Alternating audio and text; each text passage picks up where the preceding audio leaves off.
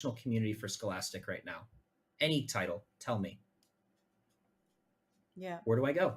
How do I meet and hang out? Of the How storm. does you? Community Yeah. zero. There's Yeah. nothing. It That doesn't exist anymore.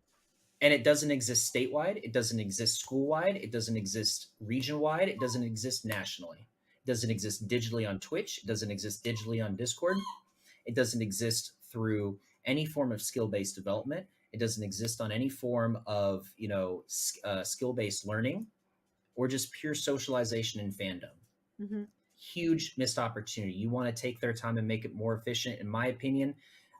Tell Riot Scholastic politely to stop what they're doing with competitive, and their integration with LCS should be, Twitch, symposiums and summits and conversations and learning and uh, all sorts of wonderful things, and promoting camps and educational learning activities and RSSA sponsored curriculum. That will move the needle. I don't see any of that. So Chris, that was pretty much the last topic. You kind of wrapped it in a nice package called community. And I was kind of thinking more from an organizer and a broadcaster point of view around growing fandom. And how do we get fandom around collegiate esports to look more like traditional sports across the board? And that helps us go out and sell sponsorships in the place, of which trickles down to all our member schools that we represent. But when we go to brands and we can't check that box of, 1 billion impressions and 1 million views, we still are challenged with selling those sponsorships. So my last and final is, do we have any secrets around how to grow fandom or grow community on, let's just start with on campus. I got the bed one real quick. Okay. Best way to grow community: food nights. It has nothing to do with playing the game. I'll give you a real life example. We used to do dollar burger night at the University of Cincinnati. We'd just go out to Bar Louie. We used to have dollar burgers every Wednesday. We'd post in at this time those Facebook groups, tell people where to show up. 6 people, 12 people showed up the first week. By the third month, we had 40 plus people coming. And it was the biggest revenue night of the week for Bar Louie every week, purely because of us. But we had friendships, we had relationships, we had roommates, we had all sorts of great, wonderful things come from that. And that translated to our lands, our club meetings, and everything from that. Mm-hmm. It was nothing beats food nights. Just like pro sports, we need to focus on tribalism. And the way that you create tribalism is you have to prioritize in-person experience, in my opinion. I think that there's a lot of companies trying to become unicorn online platforms, but at the end of the day, I think we need pockets and hubs around the country that serve as regional and local hubs. Once you get a group of people together that share their love for the team that is on their campus, they start to develop a bond around that. You can do that online, but it won't be nearly as effective. Professional esports is having this tribalism problem because it's the majority of it's online. It's resulted in fans following players more so than the teams. I mean, that's a pretty broad topic, though. Like, we're starting to see those trends in traditional sports as well start to occur. People will follow LeBron and specific players on different teams to wherever they are. But I think for collegiate specifically, schools need to create meaningful live experiences. And if we're talking explicitly about fandom, you have to make the students on your campus care about the team first. That's the biggest thing. Either you create a level of pride through community engagement, or through the team itself. At a lot of schools, the groundwork is there for this. Like, there are schools like UBC, Ohio State, with Buckeye Gaming Collective that have clubs that number in the 2,000 to 3,000 range, right? So they have a base to begin with. at a school like Maryville, like we kind of developed it the opposite way. When I came in and started building our esports program, we had. Welcome, everyone. It's time for some NJCAAE. I'm Hail Monkey Man in the booth alongside Flater on the other side of this planet. But you know what? We're both sitting virtually right next to us and next to each other as we get ready for round number 6, week 6 of some junior college esports action. Flater, I need to know, how are things on your end of, of everything? And are you excited for our second to last week of this Valorant gameplay? That's what it's going to be a lot of fun. We have Virginia Community College, right, going up against Bryant Stratton University. Now, Monkey, I think about Bryant Stratton University. They haven't lost. Not even once. 5-0 through the board. And Virginia Community, however, on the other hand, they are sitting at 3-2. So Bryant Stratton, they're feeling pretty good about themselves. They've got to be feeling pretty great. Now, those that are undefeated, especially as we get near the end of the regular season, they either start to sweat or they're going to say bet, because they're going to either try to stay perfect or they're going to be looking to see what can happen for those that choose to challenge the crown. And this is a Nova's group in the Nighthawks. They're 3-2. One of their losses was a very, very tight-knit competition that went 1-2 against them. The other one was a bit of a forfeiture, so we can kind of see that being a bit of a toss-up. But the Bobcats of BSC, they look like they want to stay undefeated. And, you know, Flater, we're going to the most marquee of regular maps that we could ever be on. We're going to be starting with Ascent and Bind into our first two. So we were at backstage, discussing maybe something new. Maybe we'll have Fracture. Both of these teams, they feel pretty confident. Maybe we'll see some Fracture. Unfortunately, it is gonna be those classic maps: Ascent first, Bind, and then the decider being over at Breeze. Now, Monkey, I have only one question for you. Do we go to the decider map? It feels like this one can very much go the distance. I feel like we're going to be given a pacemaker style of play when it comes to Ascent especially. This is just your regular kind of opener. Everyone tests each other of how well you can really execute just getting onto site. And when it comes to Bind, that's about how you play your lanes. Be able to utilize that openness of getting through your teleporters. I think that Bind could really give us a better look as to where we will get into aim battles, because eventually we run our way into Breeze as that decider, which is just open space, who can win the sniping gameplay. But when we look at Ascent, I mean, you have this undefeated squad. I mean, I need to know, Flater, what's your favorite site on Ascent? Because I know mine, but what's yours? I need to know. I mean, on Ascent, to be fair, I usually end up taking Raze and just chilling over at B site. It's like I'm holding down the entire site by myself, like a KJ, but it's just a duelist part. Okay, all right, so you can be able to just kind of take away that lane coming out of B main. I understand that. Or look, I love A because I like hanging out over in the wine cellar section, but that's also because I'm a bit of a rat and people do call me out for it. But let's see if anyone's going to be ratting today as we get over into our agent selects. We have KOs that are coming into play. That's become pretty much the marquee stoppage, but we also have fades that pretty much are mirroring one another. Your big chambers that'll be in the middle of this map and just the open control. If you can be able to win that sniping battle, it's pretty much good to go. The key thing that I see in difference when it comes to our controllers is the Astra, and at least for right now, Mira floating on the Omen. It's pretty interesting to see Astra coming out after a long time. The nerf came in, and it was probably years and years, and probably months that people were not sure about bringing Astra in again. But here it is.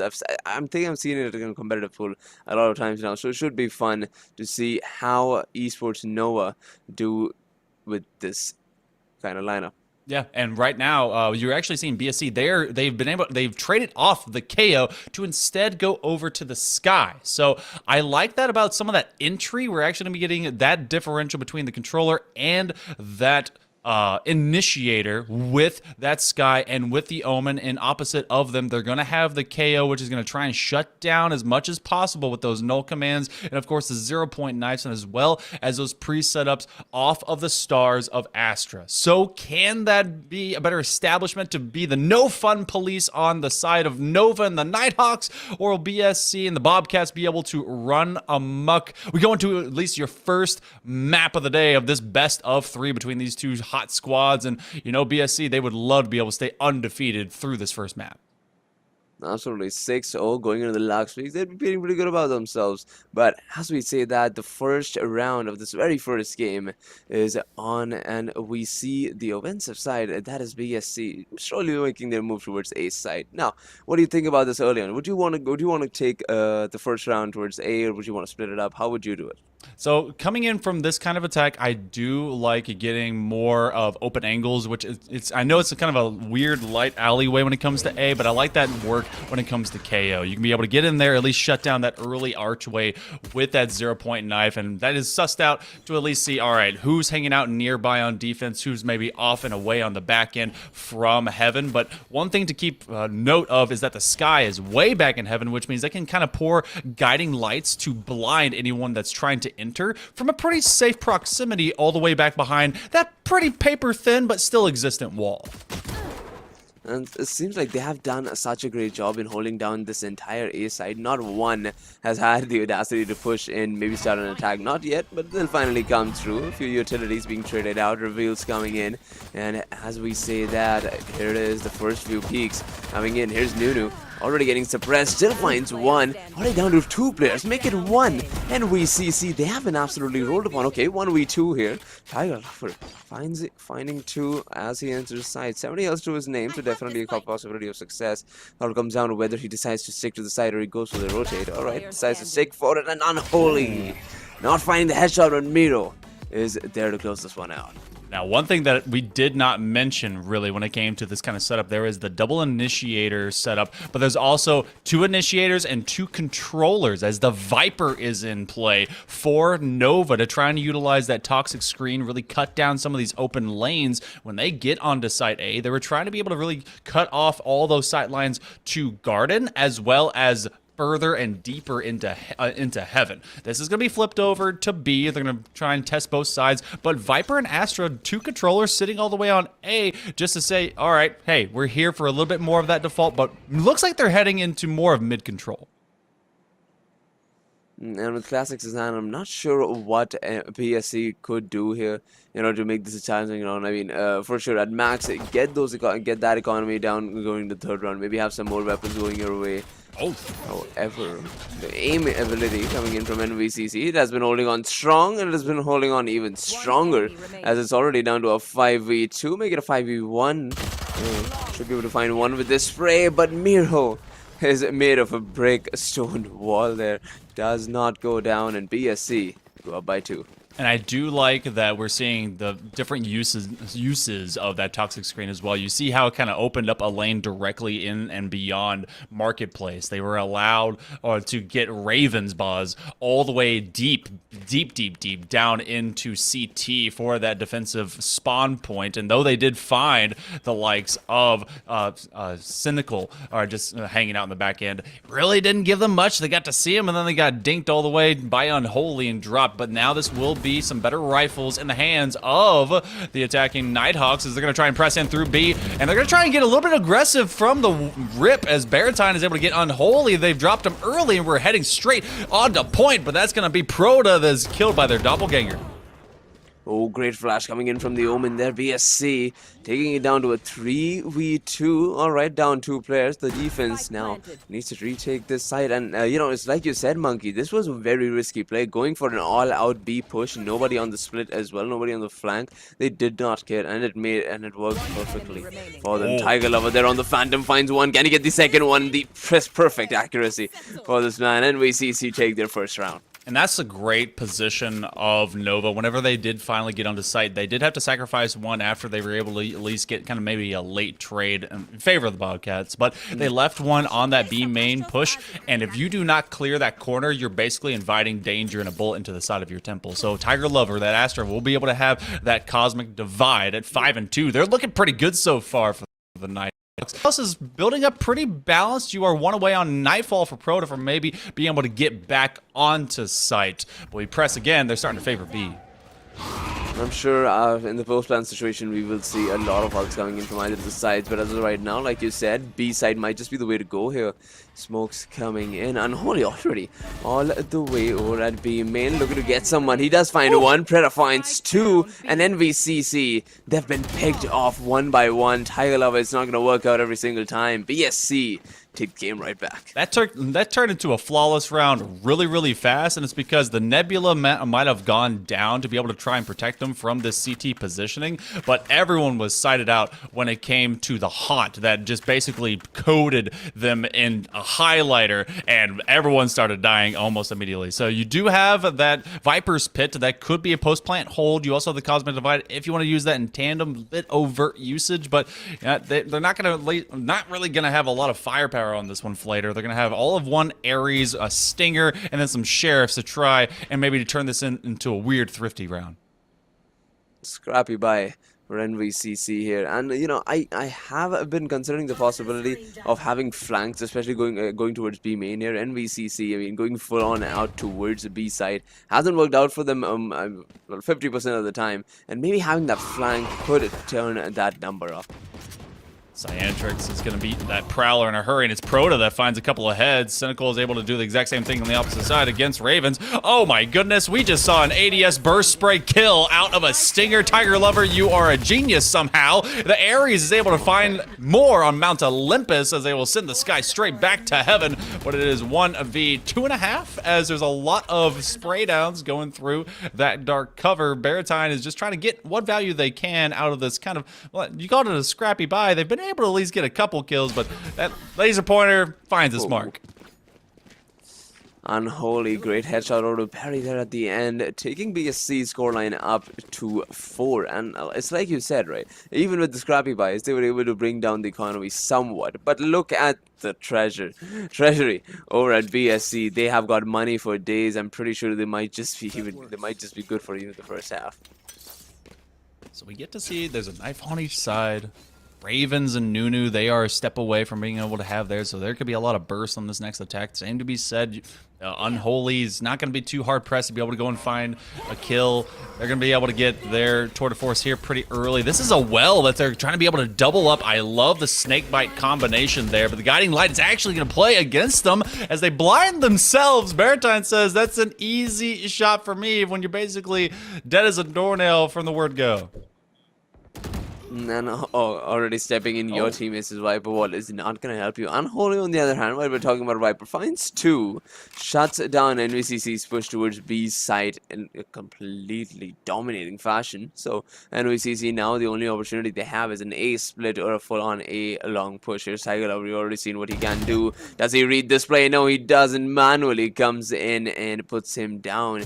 He wants more. He's out for blood. Gets found out. Does he go for the trade? It seems like he wants to be a lot more aggressive than he needs to be, but that's worked out so far for him, and it's gonna work out again. Finds another 1v3 here. Nunu, what can you do? Manually is just so confident in their gun skills. Just the kind of the fadeaway step to be able to take that shot as they're just going right around the corner, and now stuck between a rock and a hard place as they are just in a corner in wine. I'm thinking that they just want to kind of hang on to this rifle, see if anyone gets aggressive on them, and just keep this flank position. They're at a 1-on-4. It's not going to be the best for them, and they were trying to look upwards to heaven. 3K manually has been able to own Site A, not by themselves, but anyone that tries to challenge them really has met the same fate as we saw just there.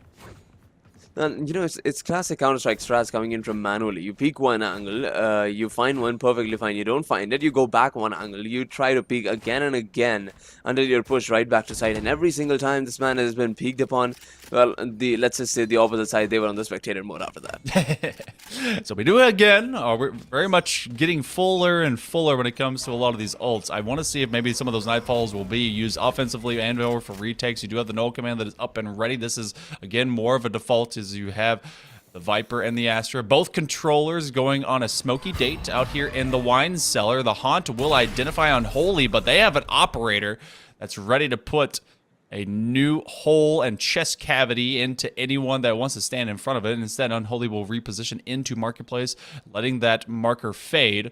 Raven's Boz, all of a Sheriff, as this one's kind of a weak buy for everyone for the Nighthawks.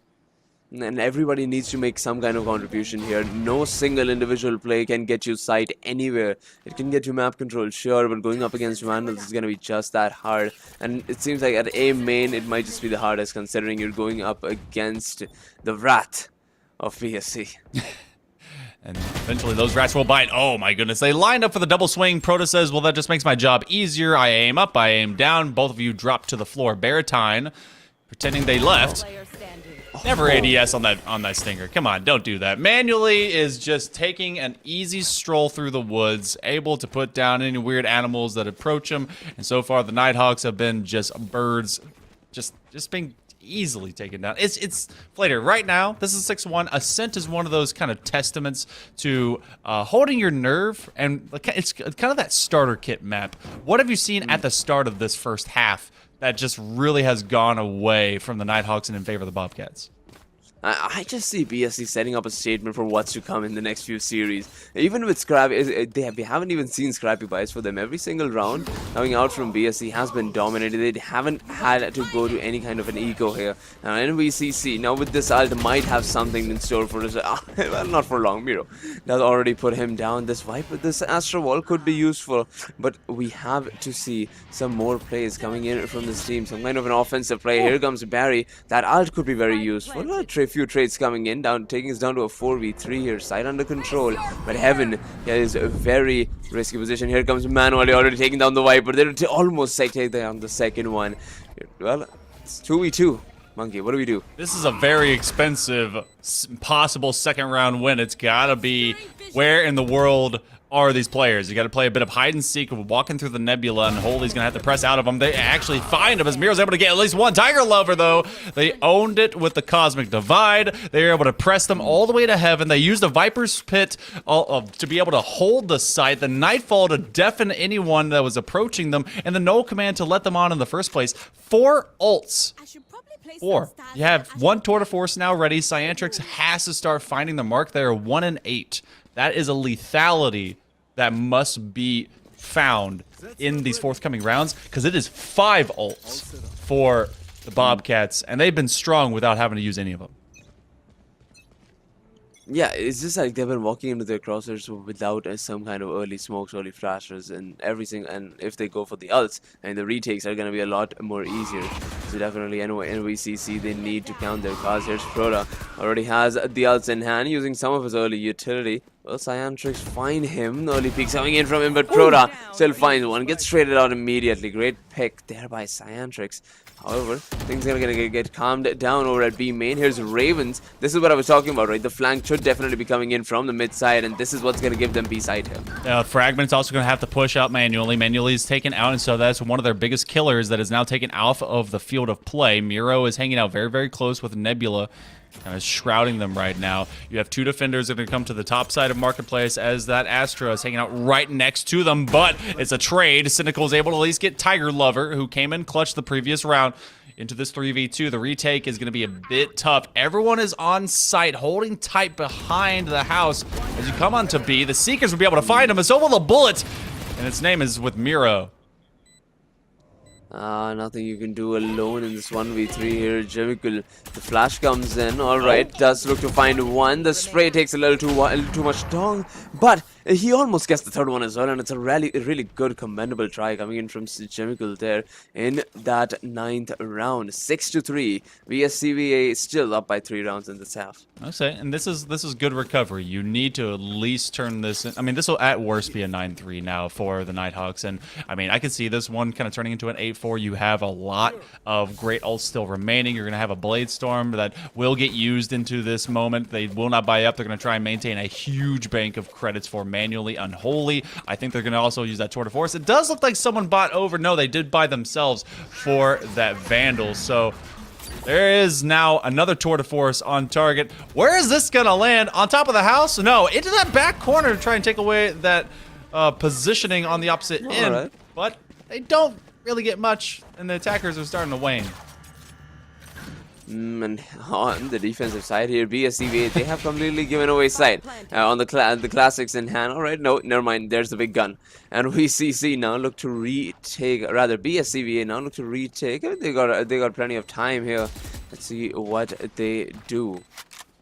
Are able to get in from... Oh my goodness, looking straight through. That one still would have been a wall bang with a little bit of damage and not a full kill, because it did have to go through that wall. The Tour de Force, along with this paranoia, Nooney's trying to be able to at least see anyone that's running on top of lane. searching for everyone. The Viper hanging out on backside. They just have to be able to hang on to this angle. There should be just enough time to be able to get this defuse off. So the Bobcats do regain quickly, methodically behind the giant gun of Chamber.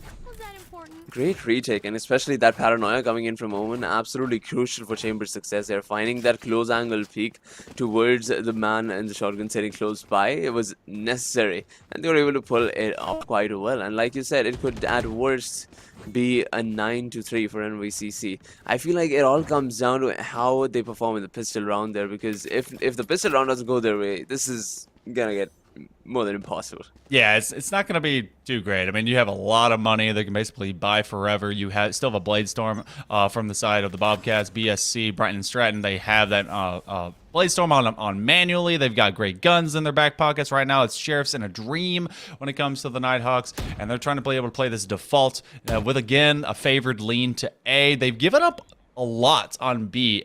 Confidence has been shown by BSC to be able to retake, and I don't disagree with them, especially with B. You have the the Fade hanging way back sights off of that key point on B. And so they've got good crosshair, good crossfire, but now this is going to be, all right, can we play around the toxic screen? Can we get around manually in this archway?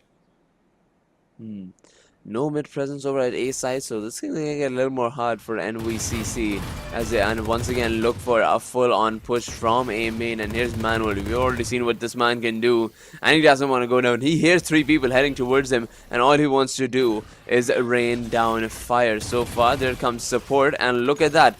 They are heading right back. The rotation coming in from NVCC, not something that we've seen that often. Yeah, we have not seen a lot of trades, and actually it's going to be Cyantrix that gets rid of from the shadows, but that actually is just for intel to see if they are making this rotation. Well, guess what? It's happening. The paranoia comes out. They're trying to use that dark cover to be able to get rid of them. The Nightfall is going to try and get rid of everyone coming through. Everyone's deafened, suppressed, and more. They are stuck at the door. Unholy has a giant gun waiting for him. Miro's been able to get right at that catty corner direct angle above logs, and it's just raining hellfire and bullets. 8-3 go the Bobcats. Last round in the half. Look at that, and that's what they needed, right? The ults coming in from Proda there at the end, with the trades coming in from Miro. Great plays coming in from BSCVA overall. 8-3. Now NVCC. It would be nice to get this round. If not, it all still a monkey. I believe logically, and frankly, it comes down to the pistol round that we're going to be having right out of this one. It really does. I mean, because you're going to see either a double, because we're going to see at best 9-3 for BSC, and they could be able to get their double digit right off of the rip. You're going to have a Blade Storm go over the top end. Is anyone going to be standing on that? Would be one way, but no. And this is an odd bit of positioning for that toxic screen. It is going to be Baratine that does find Proda going out and looking at them from screens, rather from tiles, as they've worked their way over into Catwalk. And this is an expenditure that you knew was going to be happening. All the ults have been saved to this moment. Miro's going to try and hang on to this one cubby. They get 2 for 1. Couldn't quite get on the last one as Raven Buzz does trade them out. Raven's Buzz actually gets rid of manually. This becomes a one-on-one with a cosmic divide separating them. Oh, Unholy. We've already seen what this man can do with the Headhunter in hand. Here's Raven's Boss, though, trying to shut it down, which he will. Only the operator to work with. Raven's Boss, he's looking pretty good for this particular round. Can easily even go for the ult, but that's a huge miss coming in from Unholy there. And 8-4 is going to be the scoreline. Raven's Boss coming in clutch. That was the ballsiest play Raven's Boss could have done, because he knew with a 0-point knife, especially throwing it into that thin wall to heaven, that Unholy was hanging out topside there. Had to have known. Stepping straight out from Jenny. I mean, it's one of 2 different placements for Unholy to be looking, either near side, just in front of Hell, or the backside of it. Either way, 50-50 toss-up. It was a miss on that op shot, so we do go into an 8-4. Double digits do not come off of this pistol round, but just like you said, Flater, it is huge for the Nighthawks on their defensive round to really win this first on the second half. Absolutely, and they gotta take it, and they have to take this one. And you know, it's a pretty classic push, or everything towards A side. You've done it yourself, you know how to counter it, and with that reveal coming in, that's gonna help them perfectly well. And we see on the defensive side here, 4 rounds away from equalizing this game, and Monkey, I do not mind a very close game here. No, this both these teams, be it the 3-2, you think that record really means anything? A quick ding by Bariton as they're throwing every single bit of utility that they can. It is the sting of that Viper sting that is able to put a lot of extra damage, create some vulnerability into the archway. You are separated with that toxic screen, which already puts you in a weird position if anyone gets aggressive. And now they've dropped the bomb. They're trying to play an off default. One person down for NVCC, but their attack, especially without manually to be able to guide them, has been stalled. And as for BSCVA, right, this is their ultimate test. I want to see what they can do here in the 3v4 situation. What kind of map control, what kind of map awareness do they bring here? I mean, we see all of them pushing in towards mid. As of right now, nobody there around the channel. But Scientrix has been keeping an eye out, and I feel like market push would be the way to go here as the alarm bot pushes through. The reveal comes in, and I believe somebody will want to check that part out. Unholy now running towards B side. We already have 2. Scientrix in such a great position. Does he find one early on? He's on the right track to do so, but Miro finds him first. But Tiger Lover, look at that. He has been the man for the clutches from NVCC, and looks like he's about to do just that once again as he takes down the entire roster, with Barry taking the last man. Tiger Lover hanging out in the Tiger's den all the way on the back end. They're like, you know what? Eventually, they're going to try and rotate away and come over to B. So just like you had really kind of premonitioned, this wasn't so necessary for NVCC, for this community college to be able to stop in the first pistol round. They got to make great use of their Spectres. You're actually going to see Bariton, maybe Raven's Boss, hang on to those Ghosts for a little bit longer, make sure they have some extra credits, because this could all flip around. Actually, we're working for a Bulldog. I like that gun from distance, because with that triple tap, it's pretty powerful, has a lot of damage right through mid, but we're going to be playing that from upside of A as they have reset that screen. Cyantrix able to get rid of their doppelganger and Unholy.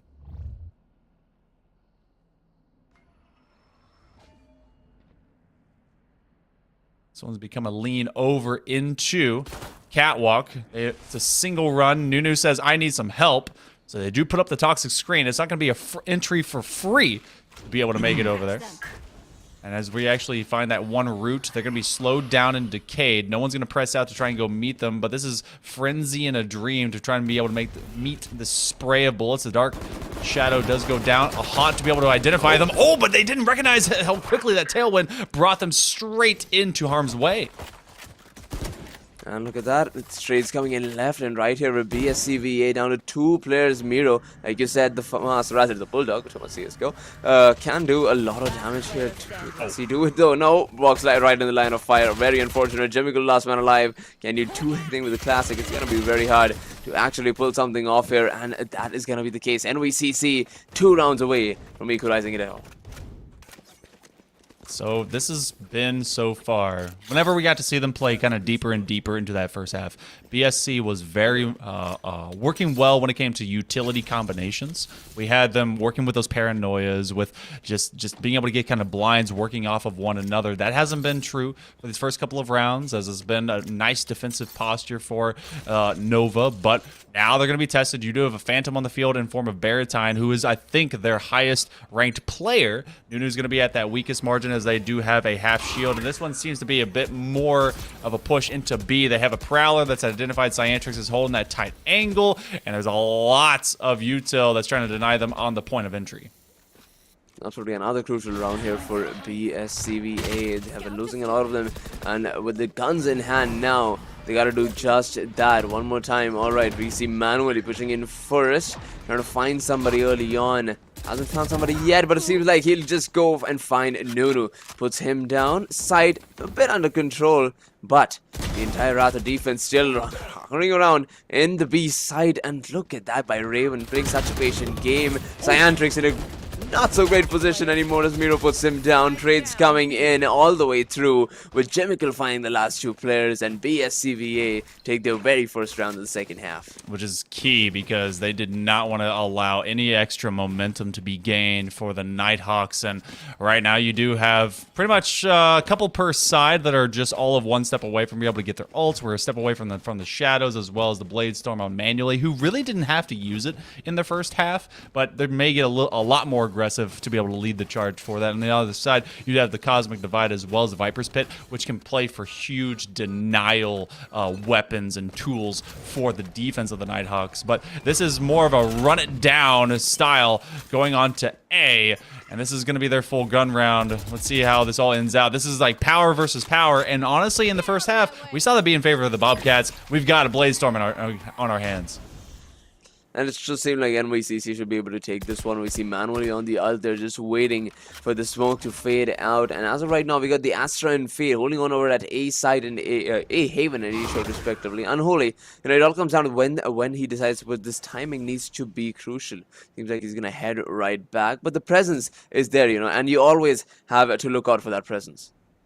Yeah, this is not at all something that you want to rush, especially because Unholy was already found out. The Prowler was able to identify them in that cubby coming from Garden. And you do have them holding that tight angle, so Unholy has to be able to work against it. The Haunt is shot, so everything is slowed down to a crawl. And it's all about that timing. You have the one-way. Oh, the Blade Storm is able to get rid of Baratine, so that will be able to get rid of that Poison Orb. Manuel is going to get onto the site. On site A, from low heaven, they're going to try and updraft over, and maybe they're just going to hang out from that low end. But no, Nunu gets rid of Unholy, so there is no counter support to be able to come in from Garden. And now Manuel is just trying to be able to go full heads clicking as they're hanging on this tight angle. Oh, this is a very crucial position where Manually needs to find at least 1 here. And it seems like it's not going to come through. Manually finds 1, but Raven Boss puts down 2 in the process. Sandrix taking another 1v1 here. Jimical near generator. What does he do? Ghost in hand, rather Phantom in hand. Raven Boss is going to come out on top with that heading through the wall. 20 health to his name. And there it is. NVCC take another round win. We saw such a split on this fight. Thank you to the observers for being able to see that, because we had manually looking to heaven for use of that Blade Storm, and there was a lot of trades, but it was Raven's Boss that was able to come out on the top side of that and now has a null command. But on the split side, in that work around towards Door and Garden, you had the Guiding Light that got a double blind, but one was able to retreat, and that was such a split of attention for this attack. They were able to really isolate both, but because Raven's Boss took care of business a little bit faster, they were able to get that kill, and it just became who's able to wall bang quicker. So 9-7, the gap has been narrowed. It has, right? And you love to see it. We were going into this game expecting BSCVA to dominate the competition, which they did for the first half. But looking at the adaptability coming in from NVCC, it has been a commendable performance so far. And Monkey, I'm always in for the underdog story. Hey, I am too, and I wouldn't quite completely. I mean, based on records, yes, call the Nighthawks an underdog. This is a squad. This is an esports program that knows how to win. They've been able to get quite a few wins here in the NJCAAE, but it's about how well they execute, especially against their in-state rival. They're about 3.5 hours down the road from one another. Is that close? No. Is this game? Yes. And they're trying to be able to continue to identify everyone here. This is the first time we've seen good mid control from either team, and it's on the attack from BSC. And that's the good thing about this game so far, right? Nothing has been stagnant. We don't see the repeating pattern that everybody's just trying their luck towards one side. No, everybody's going for different strategies. We'd see maps, we'd see times when we have like nobody over at mid, and now we have we have so many players just hanging about and trying to help this attack towards B side. Here comes Proto, trying to just clear this angle through. All right. A few utility peaks coming in. Nunu and Ciantrix coming out on top with the pistol round, and look at that. That has been so devastating so far. One enemy remaining. It has been Ravensboss has been able to take care of work. That is a stinger in hand, but that is going to be very difficult to take on in a 1v2, especially from distance. Defenders were able to win because of timing. No plant was able to go down, so the Nighthawks, they expend a Viper's Pit, keep a null command in their back pocket, build upon that even more, so Nunu has a Nightfall for retake, and Cyantrix can be even more lethal from mid or any angle they want to be. Opposite, from the shadows, maybe flip this entire map on its side. Proto has that Nightfall for entry. Gimmickle is able to bring in some Seekers, maybe create a little bit of that chaos. Maybe they will wombo combo the nice good cabbages with the unholy Prowler cabbages. See if they can work that one out between them. They should be able to, because that is a huge round loss, especially going down to pistols and frenzy is not something that you'd want to see this late into this game. 9-8 now. BSCVA, their lead has been diminished to only 1. Can they take it back up to 2? Because this is the time to do so. An ace split here. It's going to be stopped immediately as Unholy in the exact same spot where we saw him last. The split push has been slowed down quite a bit. The reveal almost finds him. And look at that by Cyantrix. He's been slowly making his way back. And KO as well. Another peek coming in from Raven's boss and finds Fun. And B Short now continues to be in favor of NVCC as they've already taken down 2. BSCVA now finally pushing into from a main. Have found 1, but is it going to be enough to take side? It seems like it is. Manually is leading the one to lead the charge. Oh, but that Well's actually going to be able to just get a quick burst. It doesn't drag them away from the bomb as they were able to stick next to wall. So again, you have a split differential when it comes to these fights. Gimmickle is stuck on the backside of Ginny. They take down manually from the corner, and that's going to be from this near side. No, Miro cannot get rid of Raven's boss. That is the boss doing the most that you gotta with this fight. Takes him down, does not allow that hooded figure to ruin this retake, and we go from what was an 8-4 to an even 9-9 through the first 18. Flater, they're giving us a show, showcasing just like what I thought was gonna happen. This is an undefeated team in Bryant and Stratton, but this is an NVCC squad for Nova that is never say die, and they're just as good as they have been in previous seasons. Absolutely taking taking 6 rounds in a row. They're feeling so confident about themselves, and they might just take another one here, and they're bound to take another one here because that is Sheriffs against an Operator. Cyantrix, he's bringing down Frat over at B Short, and look at that, everybody seems to be pushing in towards B Short. Can he find one? Yes, he does, and he has already started the pattern. You know when you hear Flaters start to almost sound like Rap God, that something is about to go down, and that's exactly what happened. It was a quick plink dink dead for Unholy from Tiles. This one got stalled out before it even got to start. Manually is on the opposite side of that archway as Nunu will go further into sight. Raven's Boss is going to take care of business. They've always been in a point of just advantage, especially when it comes to verticality. Everyone's trying to be able to retreat. That is a big bit of spray by Raven's Boss. Gonna renegotiate. There is so much crossfire on this front end leading out from B main. I don't see BSC trying to continue navigating forward, but they really are kind of stuck between a rock and a hard place, especially because Baratine just got rid of Miro. No flanking opportunities coming in from BSCVA here as Jimmicle finds an opportunity to set up an attack here to maybe get the spike down, but the spike is far away. Jimmicle only has the Phantom, and does NVCC know that he doesn't have the spike? It seems like they don't. Here he goes, Jimmicle. That's a great spot. Maybe use his ult or maybe wait out 10 seconds. Don't go for the dry peek, please, Jimmicle. No, you don't want to do that. He's already done it, and it's not going to work out for him. Almost doesn't, but Cyantrix does put him down by the end. That could have gone so many different ways, but BSCVA, they decided to play the aim game. That was 11 HP away from Gimmickle being a clutch god. Just so close, spraying from that tight angle. You said don't dry peek, but they went in dry, and they nearly came out feeling oh so great. 9-10, though, we finally have a change of lead as the Nighthawks are able to get to double digits first, and they've been streaking now for the last 4 rounds. Defensively, Cyantrix is already going to try and put the hurt. No one is going to be in that sideline, so they're going to probably renegotiate from mid over to B. Then the 0-point knife doesn't identify anyone, but you do have a Prowler that comes out, so they're going to be making that call out as everyone is waiting. The Nebula will keep them slowed down. I want to see if they're going to start implementing maybe some change up for this rotation. The Pathfinder does at least stun Raven's Boss for the time being, but he's going to try and blind them on the way in. gets one on a trade. And I believe he has done enough, especially when the wrath is raining down upon you. NVCC down to 3 players. BSCVA have the man advantage, have the spike down.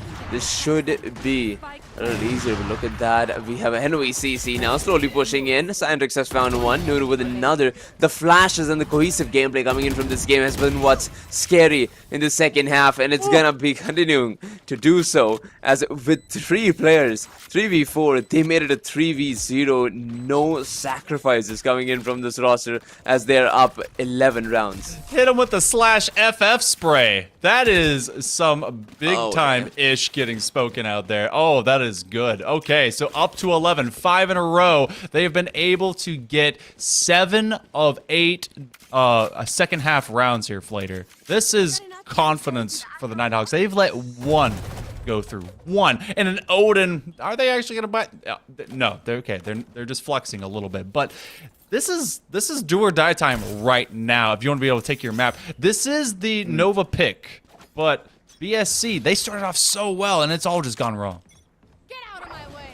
And credit where credit is due. NVCC has played such a great game on the defensive side. They have everything figured out, and so far manually, it seems like going down to 10 health will not help its cause to getting this control over at A side. And they've just let them take it. They're feeling so confident about their retakes that it doesn't matter whether they've taken the spike, whether they've gotten the spike down. It seems like we're in for another amazing retake.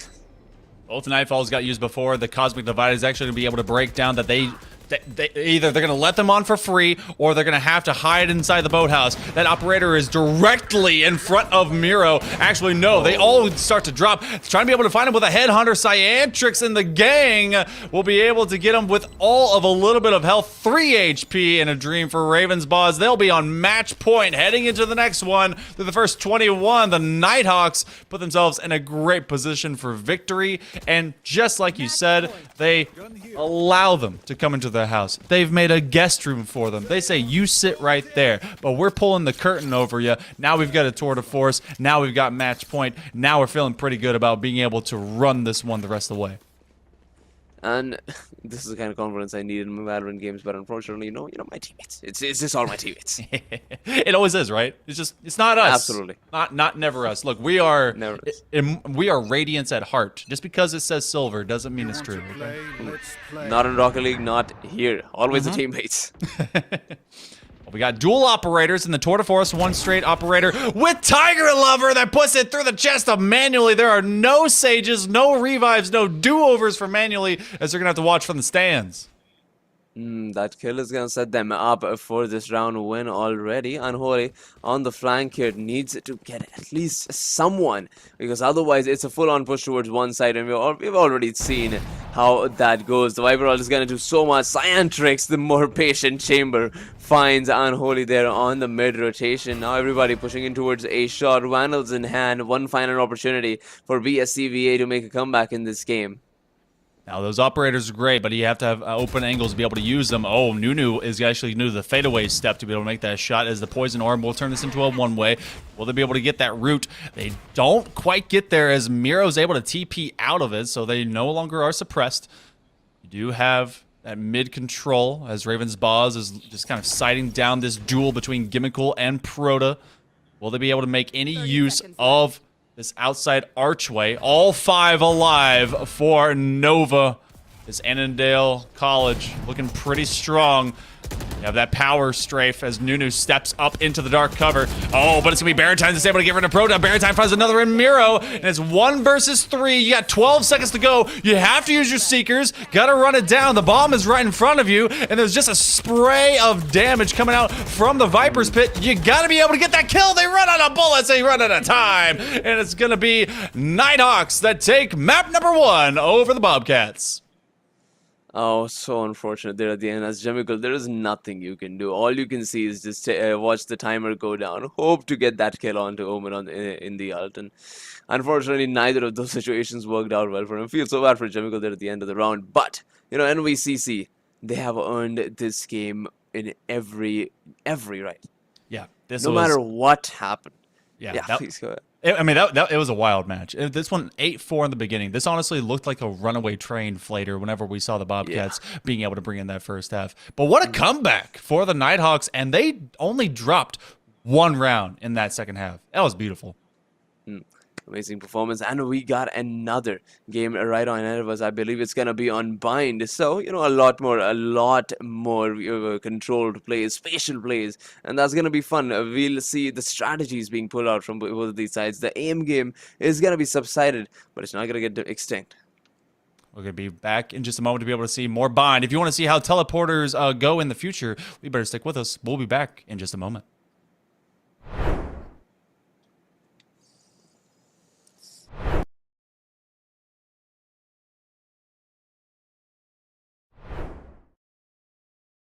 First, can you just tell me a little bit about yourself? Hi, so my name is Caitlin. I'm a part of Farmingdale State College's esports club. I am captain of the Valorant Green team. I am a second semester sophomore at Farmingdale State College, and I'm 19 years old. Okay, do you like Farmingdale so far? Yeah, it's really great. The program I'm in is very specialized, and it's not offered that often in the East Coast, so it's pretty nice. I enjoy it. And what's your major? My major is aerospace professional pilot degree. Oh, wow, that's really cool. Thank you. So, is this your first time on an esports team? No, so I've been a part of the Valorant team for 2 semesters, and this is my third semester, and it's my first time ever being a captain. Okay, oh, that's awesome. Can you tell me a little bit about what it's like being a captain? So a lot of times I'm organizing the team, making sure everyone is properly set for upcoming games, um, getting scrims for our team, and kind of just making sure everyone is there, present, and possible, and able to play the games that we're gonna, you know, be participating in. We're participating in 2 leagues this semester, so it's kind of hectic. Oh, gosh, yeah, definitely. I can see that. How is it different for you as a player versus as a captain? Do you feel a lot of responsibility? I basically have the responsibility of choosing who, really plays, what type of characters everyone's playing, and what positions and roles we are all doing, as well as being there not only as a team member, but also being seen as in a leadership role and having that sort of respect there, and being able to delegate everyone's role in the team. So it's definitely a lot more different, and my voice is most definitely heard. So I like it. I like being a captain. Yeah, that's really good. What games do you play, or what is your main game? I know you mentioned Valorant. Right. So I play Valorant, but I started off with Counter-Strike, and I really always have been interested in FPSs. So that background has always been there. So my transfer onto Valorant was pretty easy. That's cool. What have you done to improve yourself in game over time? So one thing for my teams especially, I have open communication where we're able to really give our constructive criticism without taking offense. And me as a captain, especially it being my first semester, I find it really important that everyone is able to come to me and communicate like, "Hey, Kate, I don't know how I feel about doing this," or "I want my voice to be heard about this specific thing."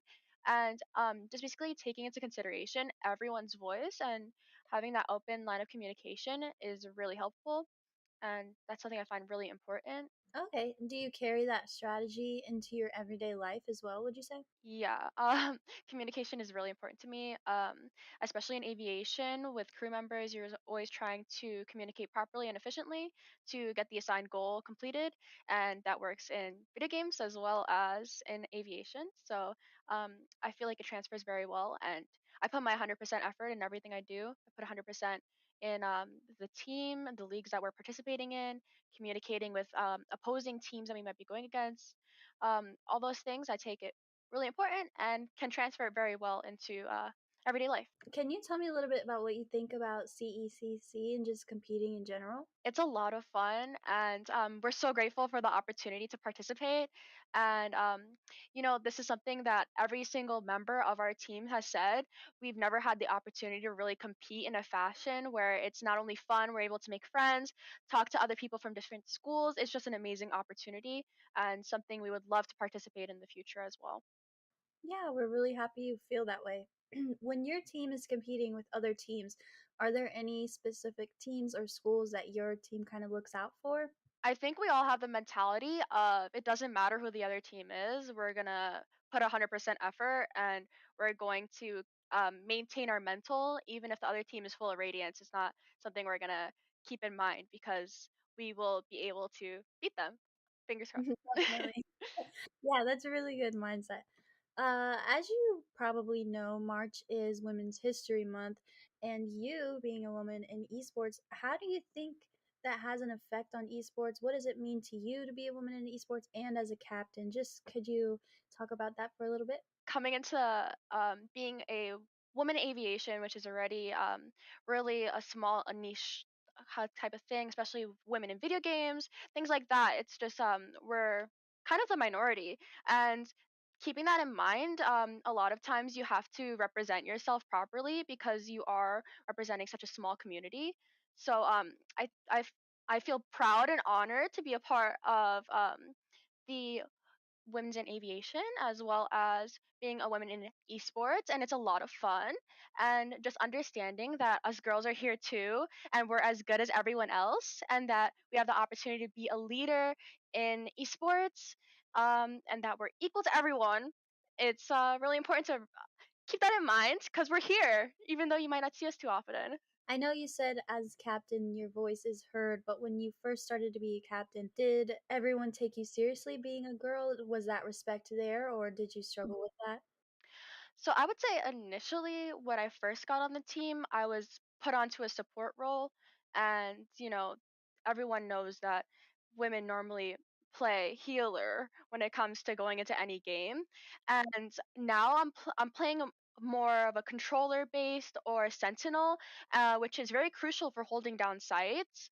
So by playing that now and then having those semesters in my backpack of experience, everyone.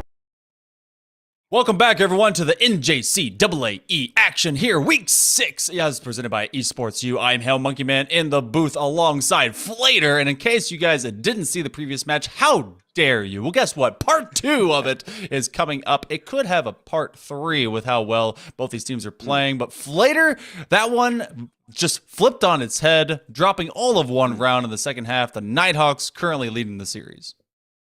And for those of you who were not around for the first game, BSC were at, I believe, a 6-round lead, taking. I mean, the scoreline was 9-3, and yes, the curse did end up happening. You don't usually see that when you actually play competitive. You hope for the curse to happen when you're down 3-9, but it doesn't. It happens in these games. Right here. It's the ones that we get to watch, not get to play and enjoy. But regardless, we did get to at least see these two teams hit it. But we go to hit it and forget it. We go from Ascent over to Bind. So we go from your default fancy now into the fancy one with the cool teleporters. I need to know, Flater, do you play with the teleporters a lot whenever you get onto Bind, or do you just kind of get stuck outside of showers or maybe be long? The latter. Please, I don't want to talk about it. Okay, all right. A tough subject is showers, I understand. Well, I've seen a lot of good use when it comes to double controller builds. We get to see kind of the Brim stem, especially we've seen Viper as kind of that mainstay controller at minimum. They use Toxic Screen to be able to get rid of lamps and just kind of work their way through. And that seems to be somewhat what is being set up between these. It's also about what kind of duelist you bring to the table, and we know for a fact, at minimum, that we're going to get Nova bringing in that raise. Absolutely, and on the other side of BSC, no duelist yet. Emmanuel is still looking for it. I believe it could go for the Reyna here over Jet, just because how useful that flash could be in close angles. And as for Jemical, as for the initiators, I'd say both of the sides have gone for, or you know what, race, my favorite. That works as well. As for the initiator side, we see skies coming in from both of them, and like you said about the teleporters, can be easily used for the flashes for the early dogs and getting that information from one side to the other. So skies are crucial for both of these teams. Yeah, and we're going in with no Sentinels at all, so there will not be Chambers. There will be a raise per side, the Brims, the Vipers coming out to play. It's going to be how you really kind of work off of those guiding lights off the sky, how well you can be able to cooperate and control sight. Equal but opposite of what happened in map number 1 on Ascent. On Bind, Nova will be defending to start things off. They had a really, really good defensive round, or half rather, whenever they played on Ascent. This time they got prove they can do it in the sands of Bind, and BSC has to drastically improve what they do on the attack. Absolutely. I mean, the last time we saw their defense being great, phenomenal. Now they have the chance to start in the opposite direction and have some buffer time to work with. They need to understand that taking only one side is not enough to taking this entire game. 9-3. They were only 4 rounds away from taking the game, and yet NVCC, they came back, and they came back hard. I do like seeing this this separate combination. You do have 2 initiatives on each side. You have the Sky with Nunu and Gimmickle, who actually went back onto it, but it is Raven's boss that's staying on the KO. In opposite of them, they actually have the Fade that's getting used. I like Fade on this map a little bit more than KO. KO's a little bit stuck into some of these corners, and there's really not too much to have to shut down, except maybe for some of those Vipers, to be able to get rid of the talk screen, the orbs. So maybe there can be better usage for just being the no fun police on that end. Miro's also having to play away from their Omen. They're going to that Viper. And they have set up this kind of default screen, but we're getting the paint shells. It's going to drive at least this attack back for now. It's gonna be very interesting to see what this team does here on the offensive side. BSC, like you said, this is their time to shine, and they have to do so. Already pushed in. Here's Scientex now finding one. Nunu gets another, and like you said, Monkey, the flank being absolutely crucial for NVCC to get this first round win. And so you cannot give up your angles. As soon as you feel comfortable, you're going to get that aggressive push. And that's something that we've seen from pros. They kind of come out of that defensive position, especially on maps like this. And they say, you know what? You're comfortable. That's super neat. We're going to make you uncomfortable. And that quick flank actually ruined any control they had on short side A. So it goes now into kind of that spread. We lean a little bit more to B, but this could go any which way. And that's what's great about Bind is, Flater, there's so much versatility to be able to move between sites in a hurry. Absolutely, and look at that, the flanks being so crucial. I am still very surprised that we don't see any Sentinel, no Chambers, no Ciphers, and that is gonna be the driving force of all these flanks in this game, and it's gonna make it so much more harder on the offensive side.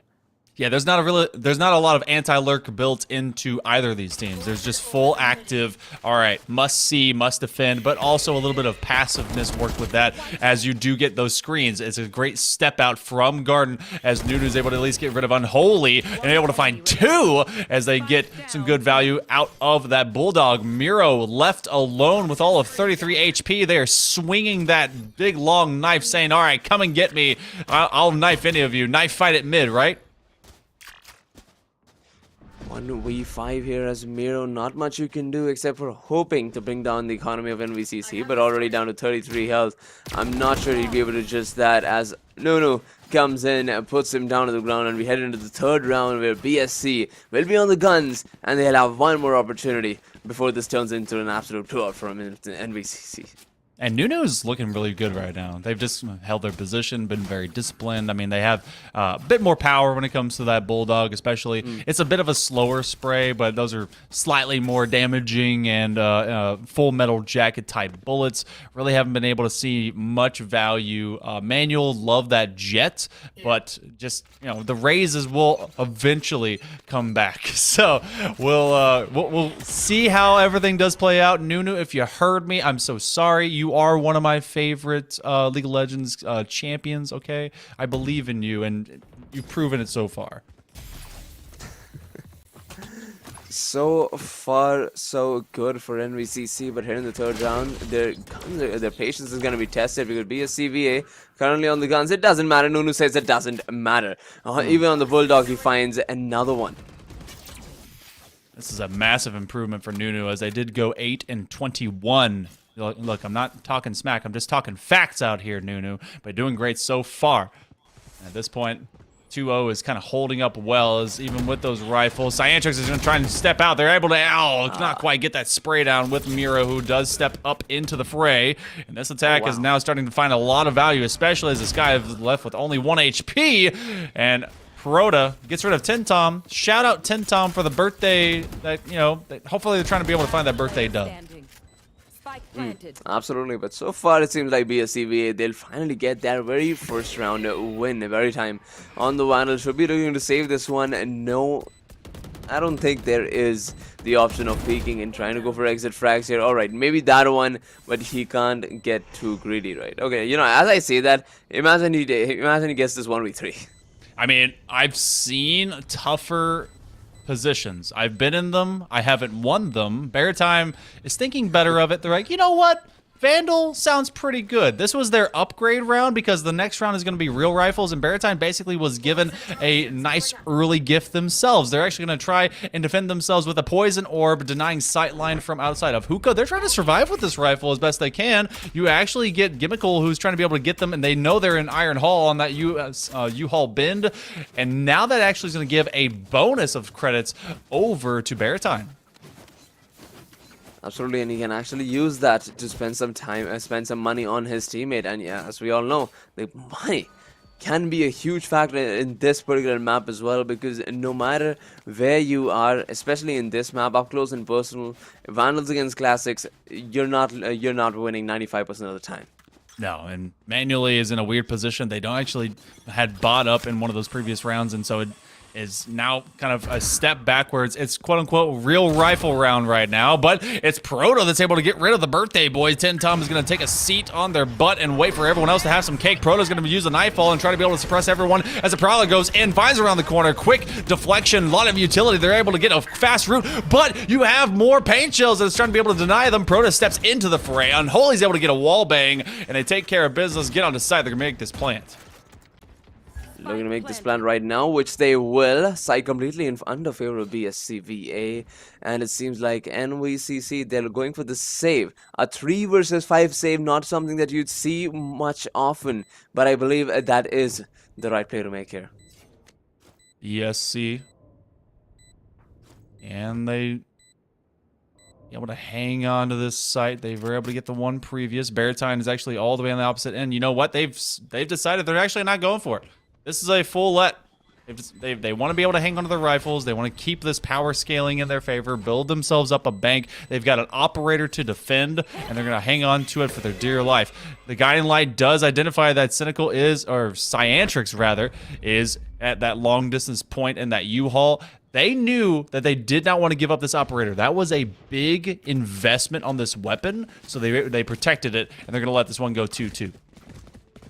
2-2 now being the scoreline. 20 seconds remaining here before we get into this 5th round. And looking at the economy, both of these teams are still pretty equal on the scoreline, except it's gonna be Tentim, who doesn't have anything to work with. You know, maybe a birthday present coming in from his teammate could do him some good. Unfortunately, it's gonna be the Spectre for him and the Sheriff for Jimmican. I'm not sure why he hasn't purchased yet, but I believe the Vandal more than enough to come through, and he surprisingly went for the save. Alright, 2-2 being currently the scoreline, and this push comes in from BSCVA towards Amy. Look at that by Tentim. It doesn't matter if he needs the Vandal or the Spectre. He's gonna get kills anyways. Already found one. Raven looking for the second one. Goes down, and Proto falls out both. See, Tentim, it basically plays like every other Brim main that I know, and as long as they have the stem, they basically have a full Phantom and Vandal in their hands. Cyantrix has 2 in the bush as they're able to get an operator shot on each part of those 2 entries into showers. And so Cyantrix has renegotiated. They get a third. Looking for another manually. Hits the dirt in a hurry. Miro is going to have to deal with a weird shiny bird that's trying to blind them. They're not going to press out through that toxic screen. Miro waiting on this near side attack from Nunu. Both sides waiting on each other. It's a wall bang. Then no, actually is Nunu just finding the tiniest, narrowest of gap, looking like a Rainbow Six Siege player, and they will get the lead back for the Nighthawks.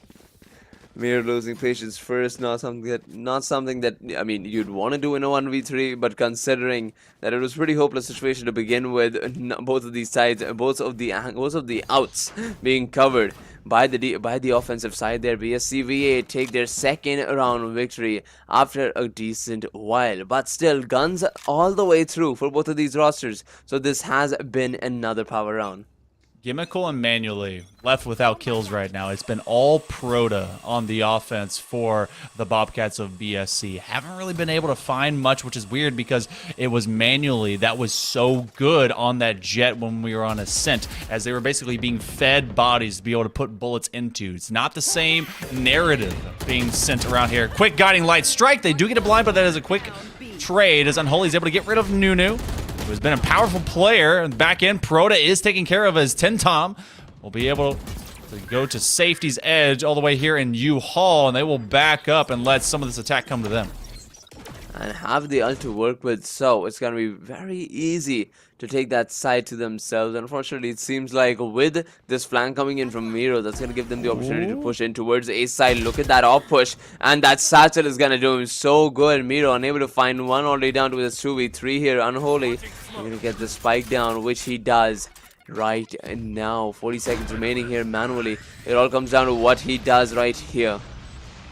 Orbital Strike is invested. Cyantrix, I will make even more comment to them, but they have been so smart so far, able to reposition themselves as necessary. They take a quick wallbang attempt against Manually right in the middle of boxes on site A. Cyantrix is actually going to step out into the fray, see if they can be able to find this quick tap. Can they be able to find their doppelganger? They do! Manually gets another bullet hole straight through their chest. Another Orbital Strike set up. They have to be able to play the waiting game. Orbital Strike does get used, and they are in lamps right inside of that U-Haul. Can Unholy be able to use their utility? They will deny them. Oh, wow. They have to go for the full diffuse hold, but no one is able to get it. That. They committed to it, and Cyantrix will be Huge. able to keep this rifle. Oh my god, that molly was huge. And you know, in such a situation when the ult's going down, all you can think of is a 0-1v3. If the ult goes down, this is very it's very unlikely that I take this clutch win all the way through. And he was for the molly being perfect, finding 2 on the diffuse there and BSCVA. Well, what a beautiful way to tie it all up. That was a ballsy positioning too, because most often you get someone trying to play for the Orbital Strike post-plant hold way back from mid-A or even beyond in showers. That was in U-Haul, so they can make the bank shot with that molly. So clutch. Oh, and then finally, Cyantrix's reign of terror is stopped by Gimmickle, who gets their first kill into this round after using that up to full-fledged power. But this is Miro that's going to be trying to use a snake bite. They're able to get their doppelganger in Baratine, who gets too aggressive. And now this is a BSC that is punishing this aggression out of the Nighthawks. And you'll have to see it. Not something that you see very often from the offensive half of BSC. You know, NVCC last game, all they had to do was chill back and relax. And this time that has not been the case. They have been trying to get up close and personal with each and every single one of these plays, and might just be one of the reasons why they haven't been able to find the last few rounds. I thought Nunu punched Proda with that gun. It will be Manually that's able to punch at least an extra bullet into Tentom, as now this one's been so back and forth later. It will be the Bobcats that do get the lead, and we will have a showstopper on each side, nearly every single ult in favor of Bryant and Stratton, but only the null command and the showstopper for Cyantrix. When it comes to the Nighthawks, they've kind of gone for overt usage. They've been able to have the Viper's Pit. They denied side A. Nunu is looking for their Seekers, and Nunu's been doing much better on this half, or this map, than they were on Ascent. They're going to get aggressive. They're going to have shorties on this tight angle. And, I mean, I just want to see the entire team perform as good. Nuno definitely has stepped up, but we could also see the other players not having as much luck on the offensive side here as to what we saw in last game. BSCVA still up by that 1 round, and with this advantage of 1 man. NVCC, they finally have an opportunity to bring it all back to themselves. Paint shells get expended all the way on backside, but look how closely that Nunu's actually hanging out with a sheriff outside of window. They're going to come to this tight angle. A quick wallbang will be able to identify them. The Prowler will come out as well from this Nightfall as they get rid of the Haunt, but they're basically highlighted. They shine in the dark that was able to cover up the sky. Cyantrix is hanging on to this showstopper. Who do they find? Do they get anyone? Yes, they do. They're able to get rid of Manually. Trying to make a quick shot as well, but it's going to be Unholy that ends them in a hurry. This becomes a 3-on-2, but there's a lot more health on our defenders, and so drops the likes of Proda. Baratine has all of a stinger. Now this one slows down to a crawl. I think they'll start to calm down here in this 2v2 situation as the spike goes down for BSCVA. Stinger and Sheriff in hand. Monkey, how do you approach this? Do you go straight on, straight in, doesn't matter, dry peaks all the way through, or do you play this smart, go for flanks? Well, the guiding light didn't identify anyone, so they're able to kind of get this one for free, but it's about what Baratine can see. The guiding light does get one, and they actually get a great wall bang, and it's going to be Baratine that shows them Stinger supremacy. I'm all about the run it down. Be able to get in, be confident. That one, though, Flater, was timing out the wazoo. They did not keep their sight lines on that door. They were trying to bank off of the guiding light utility to tell them when someone was coming in to threaten. I would have just done the jiggle peek back and forth, especially from that BSC post-plant hold. We'll definitely take care of that. And it seems to me that BSCVA, right? So far, things have been looking quite competitive as to what we saw last time. So this couldn't be an absolute blowout from this half. And next half of BSCVA, they'll be where they're good at on the defensive side, and we might just see them perform even better. Ooh, Cyantrix quickly gets rid of Unholy.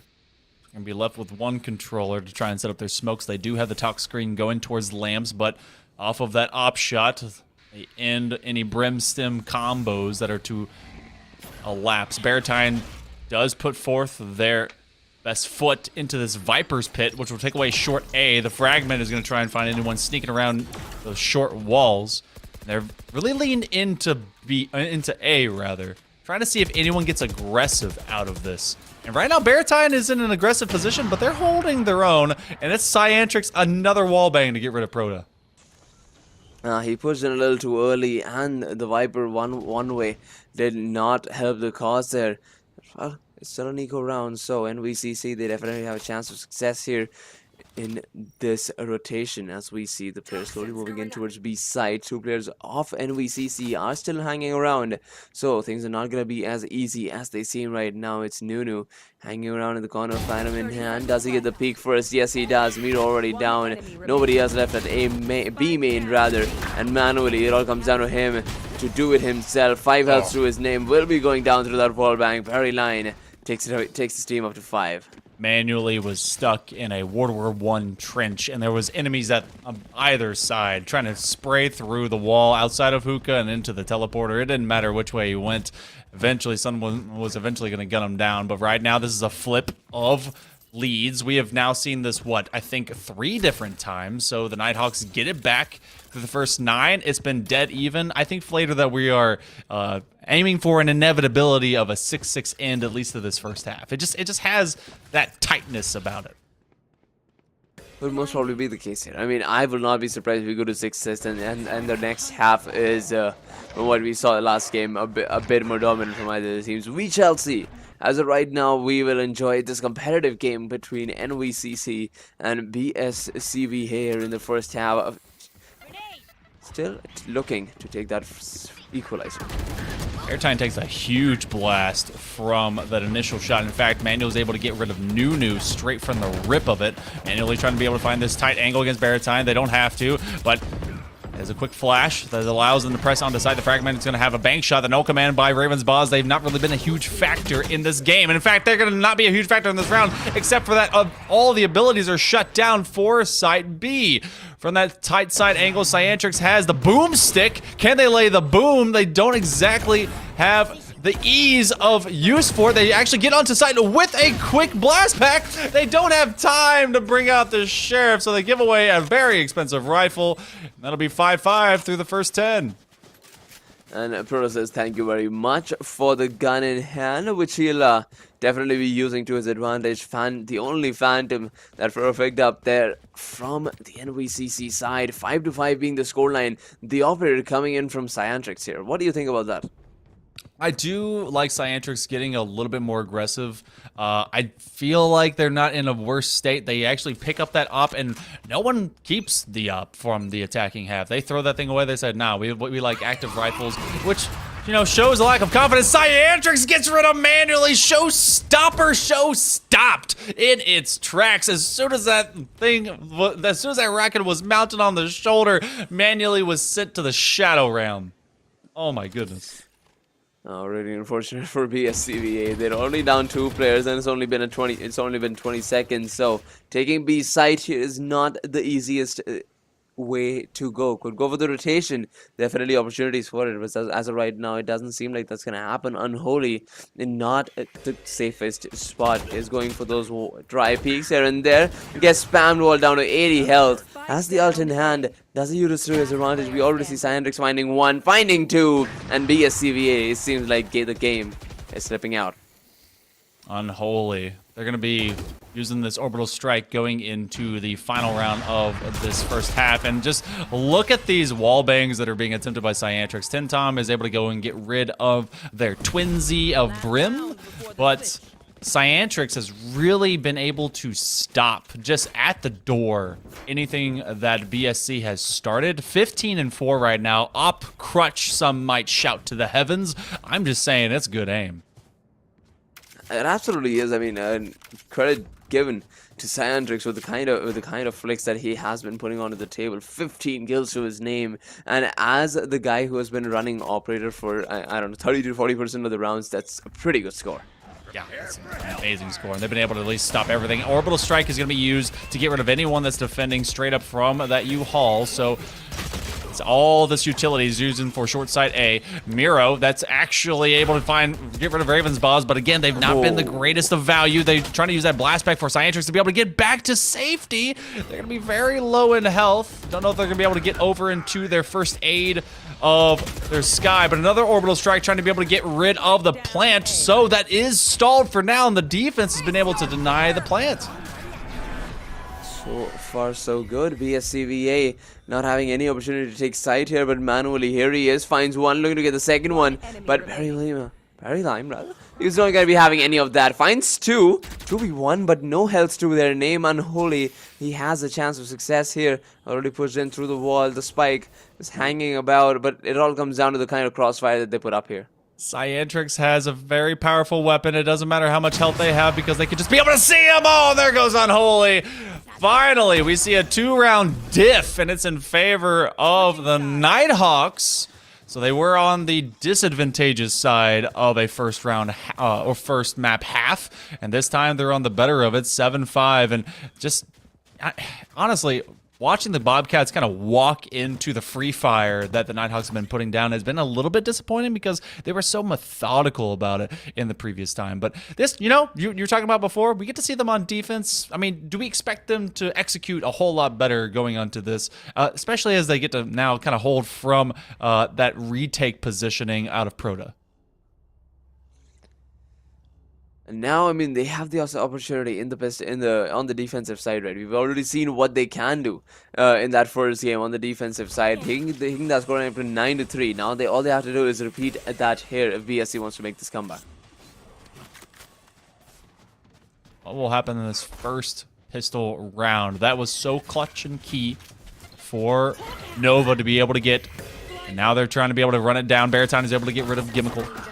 As Gimmickle has not really been as big of a factor as they want to be. That Sky has really been limited. Everyone is going to be coming in from CT as the Boombot is going to try and play a song as to who is nearby. Manuel is going to be popping shots overhead of where it last existed, but that has nothing but screws, springs, and dead, discarded, sad bot parts as the retake will have to begin from way back in spawn. Not gonna be easy for BSCVA to get this right retake, but Miro off to a great start. You see 3 players just hanging about over at A main, trying to get the spam in, and Nunu is gonna be putting him down. Miro, not sure what the plan was there, but NYCC have taken this round leads up to 3.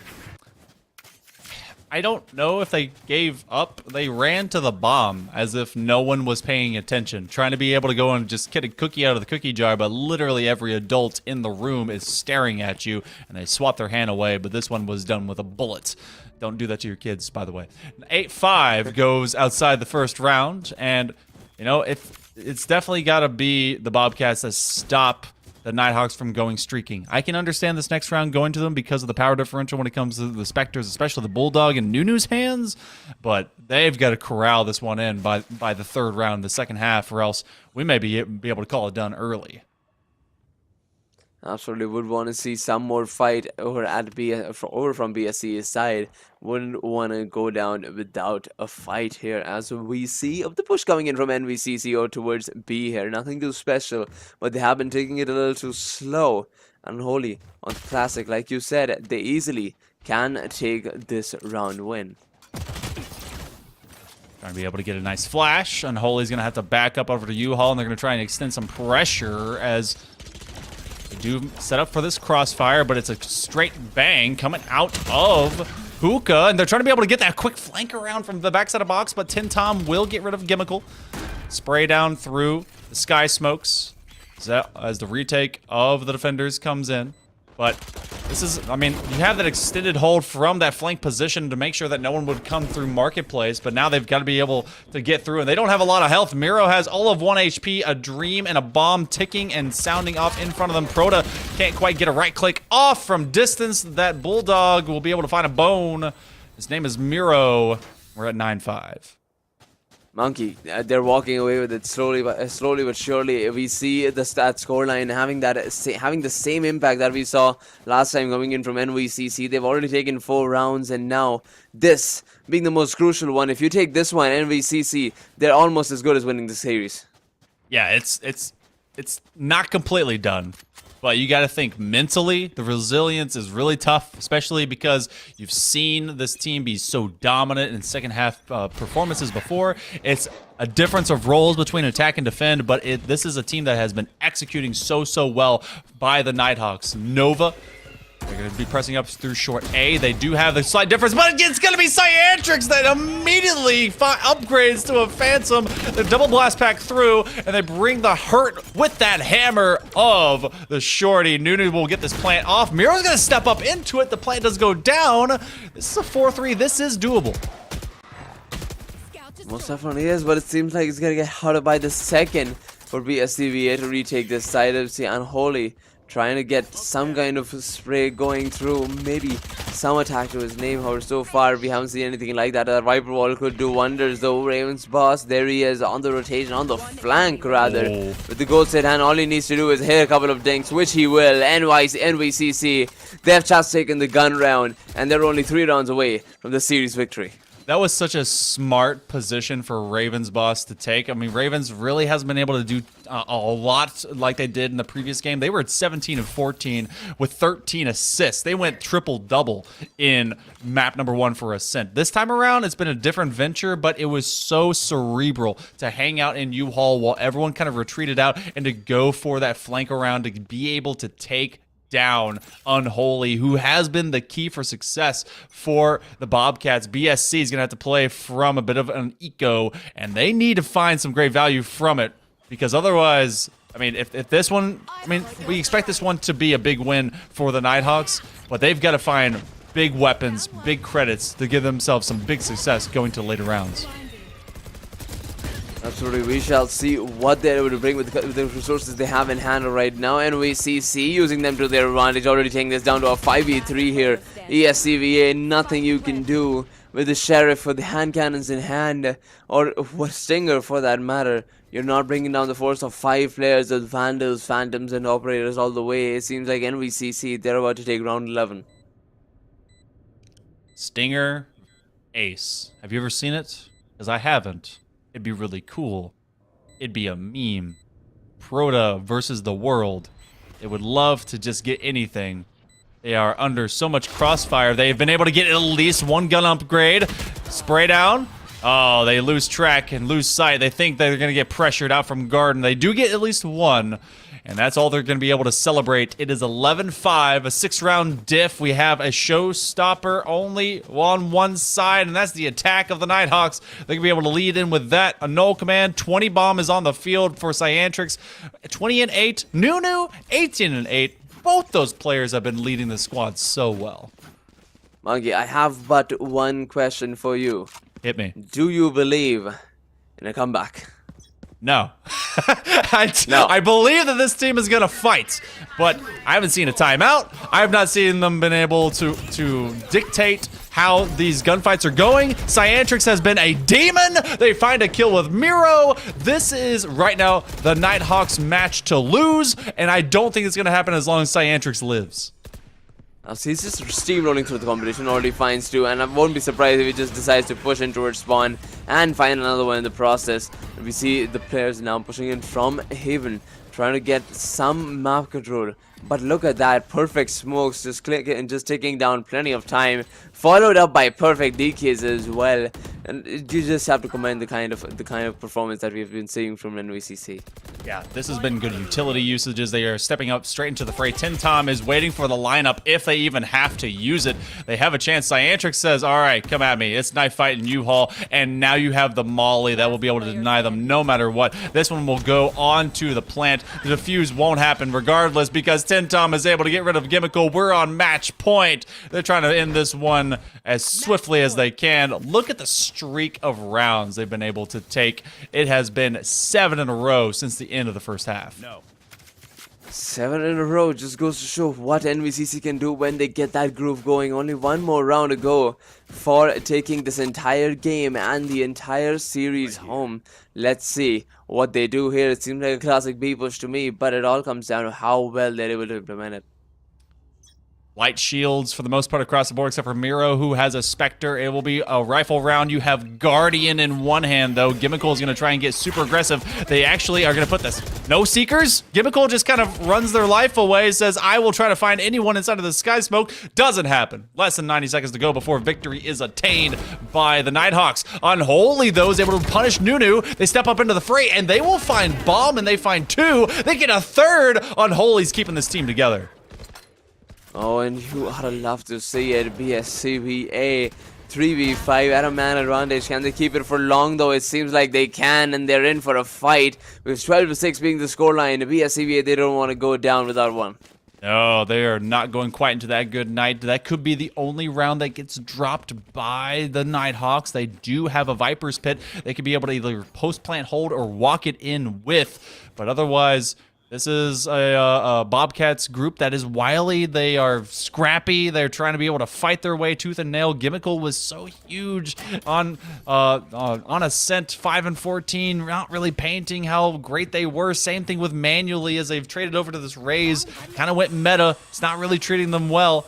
Cyantrix has been that MVP for us, honestly, for Nova. They're going to take this one a little bit more methodical. Hopefully they're able to get that strategy down, especially when the guns are coming in from BSCVA here in this 19th round. And the first few peeks coming in from Unholy there as he finds somebody. No, the smoke helps hide it.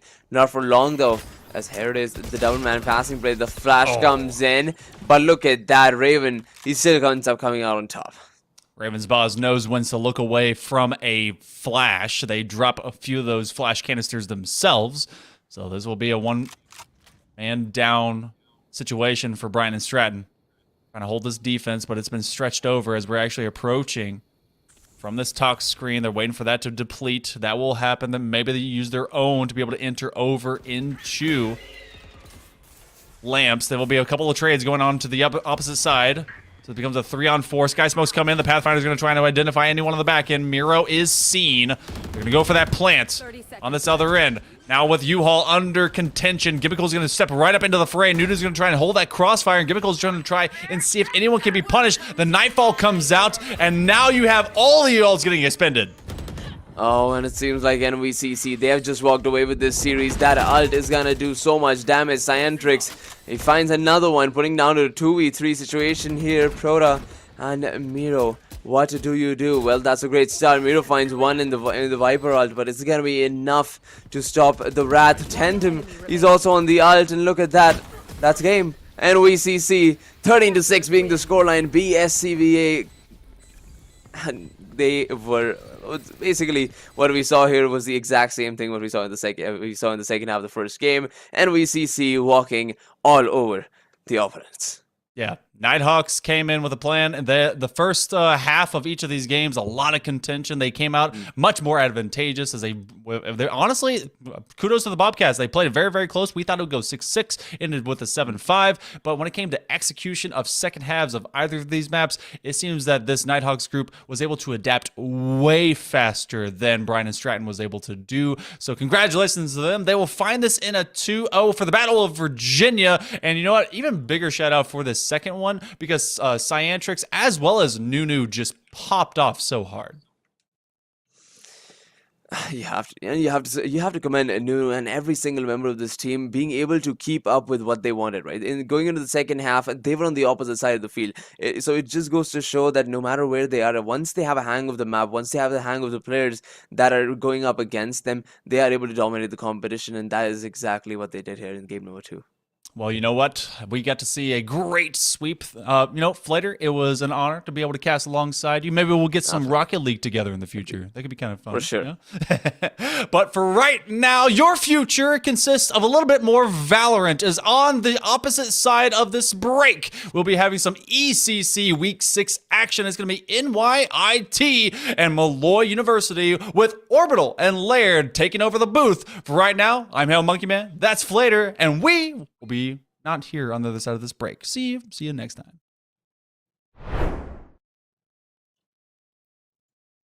That's so cute. UCF, and it's really cute. So I'm gonna move down here. How do we feel? The odds for UCF? What are we thinking? They got it. No, we got this. We got it. We got it. Go Knights. Charge on. 100%. My friend Nick is behind you. He's gonna record it. Don't look at him. You'll ruin the shot. Don't look at him. Don't look at him. Come on. Oh, let's go! Let's go!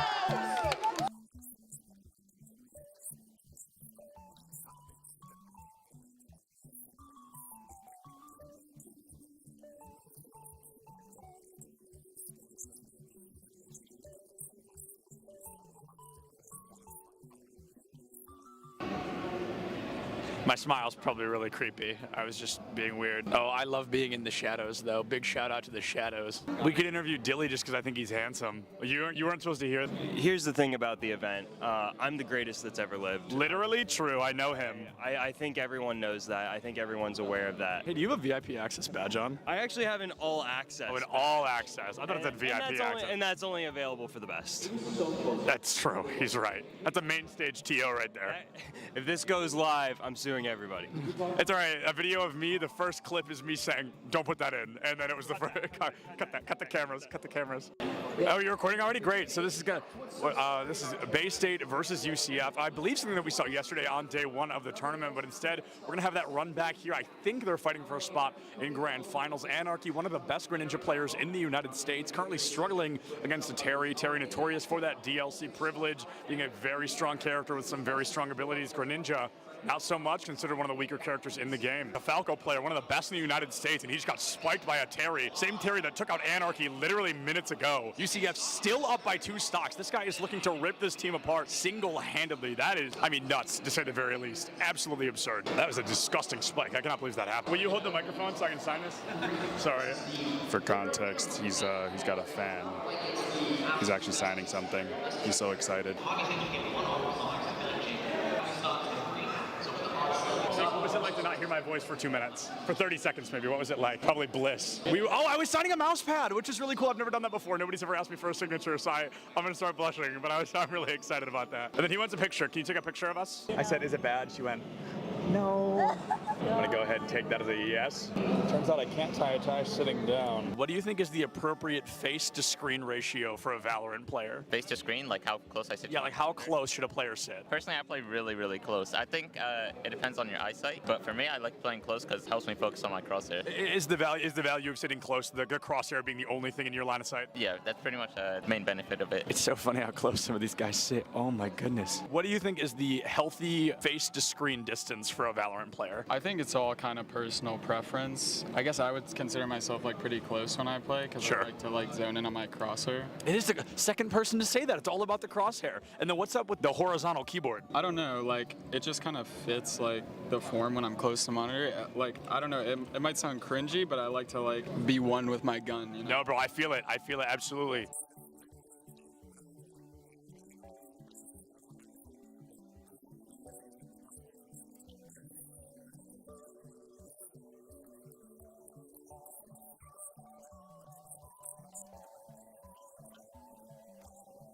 What is going on, everybody? I am here with some UCF fans. How are we feeling about UCF? Let's go! Let's go! We've got a bunch of UCF fans in the crowd right now. UCF, they're up by a single game. They're looking to find their third and possibly final, secure a spot moving forward. Things looking great for them against Northwood here today. This guy's playing Minecraft right now. He keeps double building instead of placing the dirt.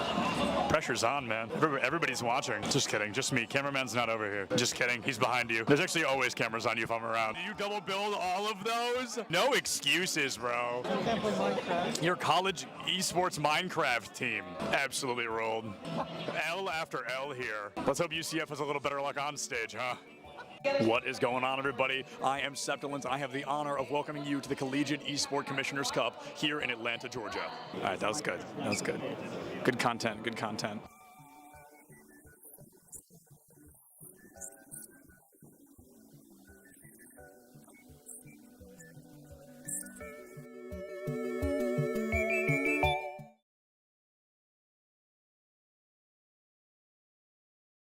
My name is Dusty. I'm 24 years old, and this is my first year at Bay State College and first year towards my bachelor's there. But I've been going to college for a few years now, or several years now. Cool. What are you studying? Right now, I am studying human resource management in Nice. business. Yeah.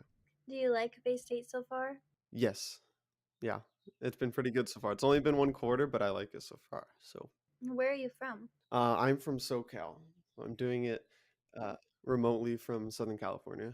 So what games do you play? What's your main game? My main game is Smash Brothers, and that's what I compete in. So Super Smash Brothers Ultimate. Okay, what character do you like? Wii Fit Trainer is my main character. So how has it been being part of a collegiate team at Bay State? Have you been on a collegiate team before? I've been on teams before. I don't know if I've been on a collegiate team before. I think this is my first collegiate team, but it is really nice, and the teammates are really supportive, and I've met some cool people, so that's nice. But I definitely do have experience like with teams, so it's nothing like super new, but it's always good to be in a team, have that support. A fresh team. Yeah, that's cool. So how long have you been playing Smash? I've been playing Smash for about like 7-ish years now. Well, I've kind of played it since I was like really young, but like competitively, I've played it like 7 years. I played since the release of Smash 4, which was the previous Smash game, and now I've played into Ultimate, so quite a while. What has been your proudest moment since playing Smash? That's hard to say because I've honestly had a lot of good moments. It's just I feel like every other week or every other month I have a new moment where I'm like, wow, that's the best I've ever played, which feels good and makes it, I keep going for stuff like that. But every time I play a tournament set and it feels really good and I feel like I'm playing the best I've ever played, probably each of those consecutive moments. I just had a tournament a couple weekends ago in Las Vegas where I placed 9th out of nearly 400, I think, and I think that was one of the best I've ever played. And that felt really good, so that was a really big accomplishment for me. So you would definitely say over the past 7 years, you said that you've grown a lot in the game? Yeah, I think I've grown a lot in the game, and I think I've also grown a lot just as a person too. Just like competition in general, there's a lot of learning, and there's a lot of ways to approach it. I've learned how to teach other people as well, because I do coaching as well, stuff like that.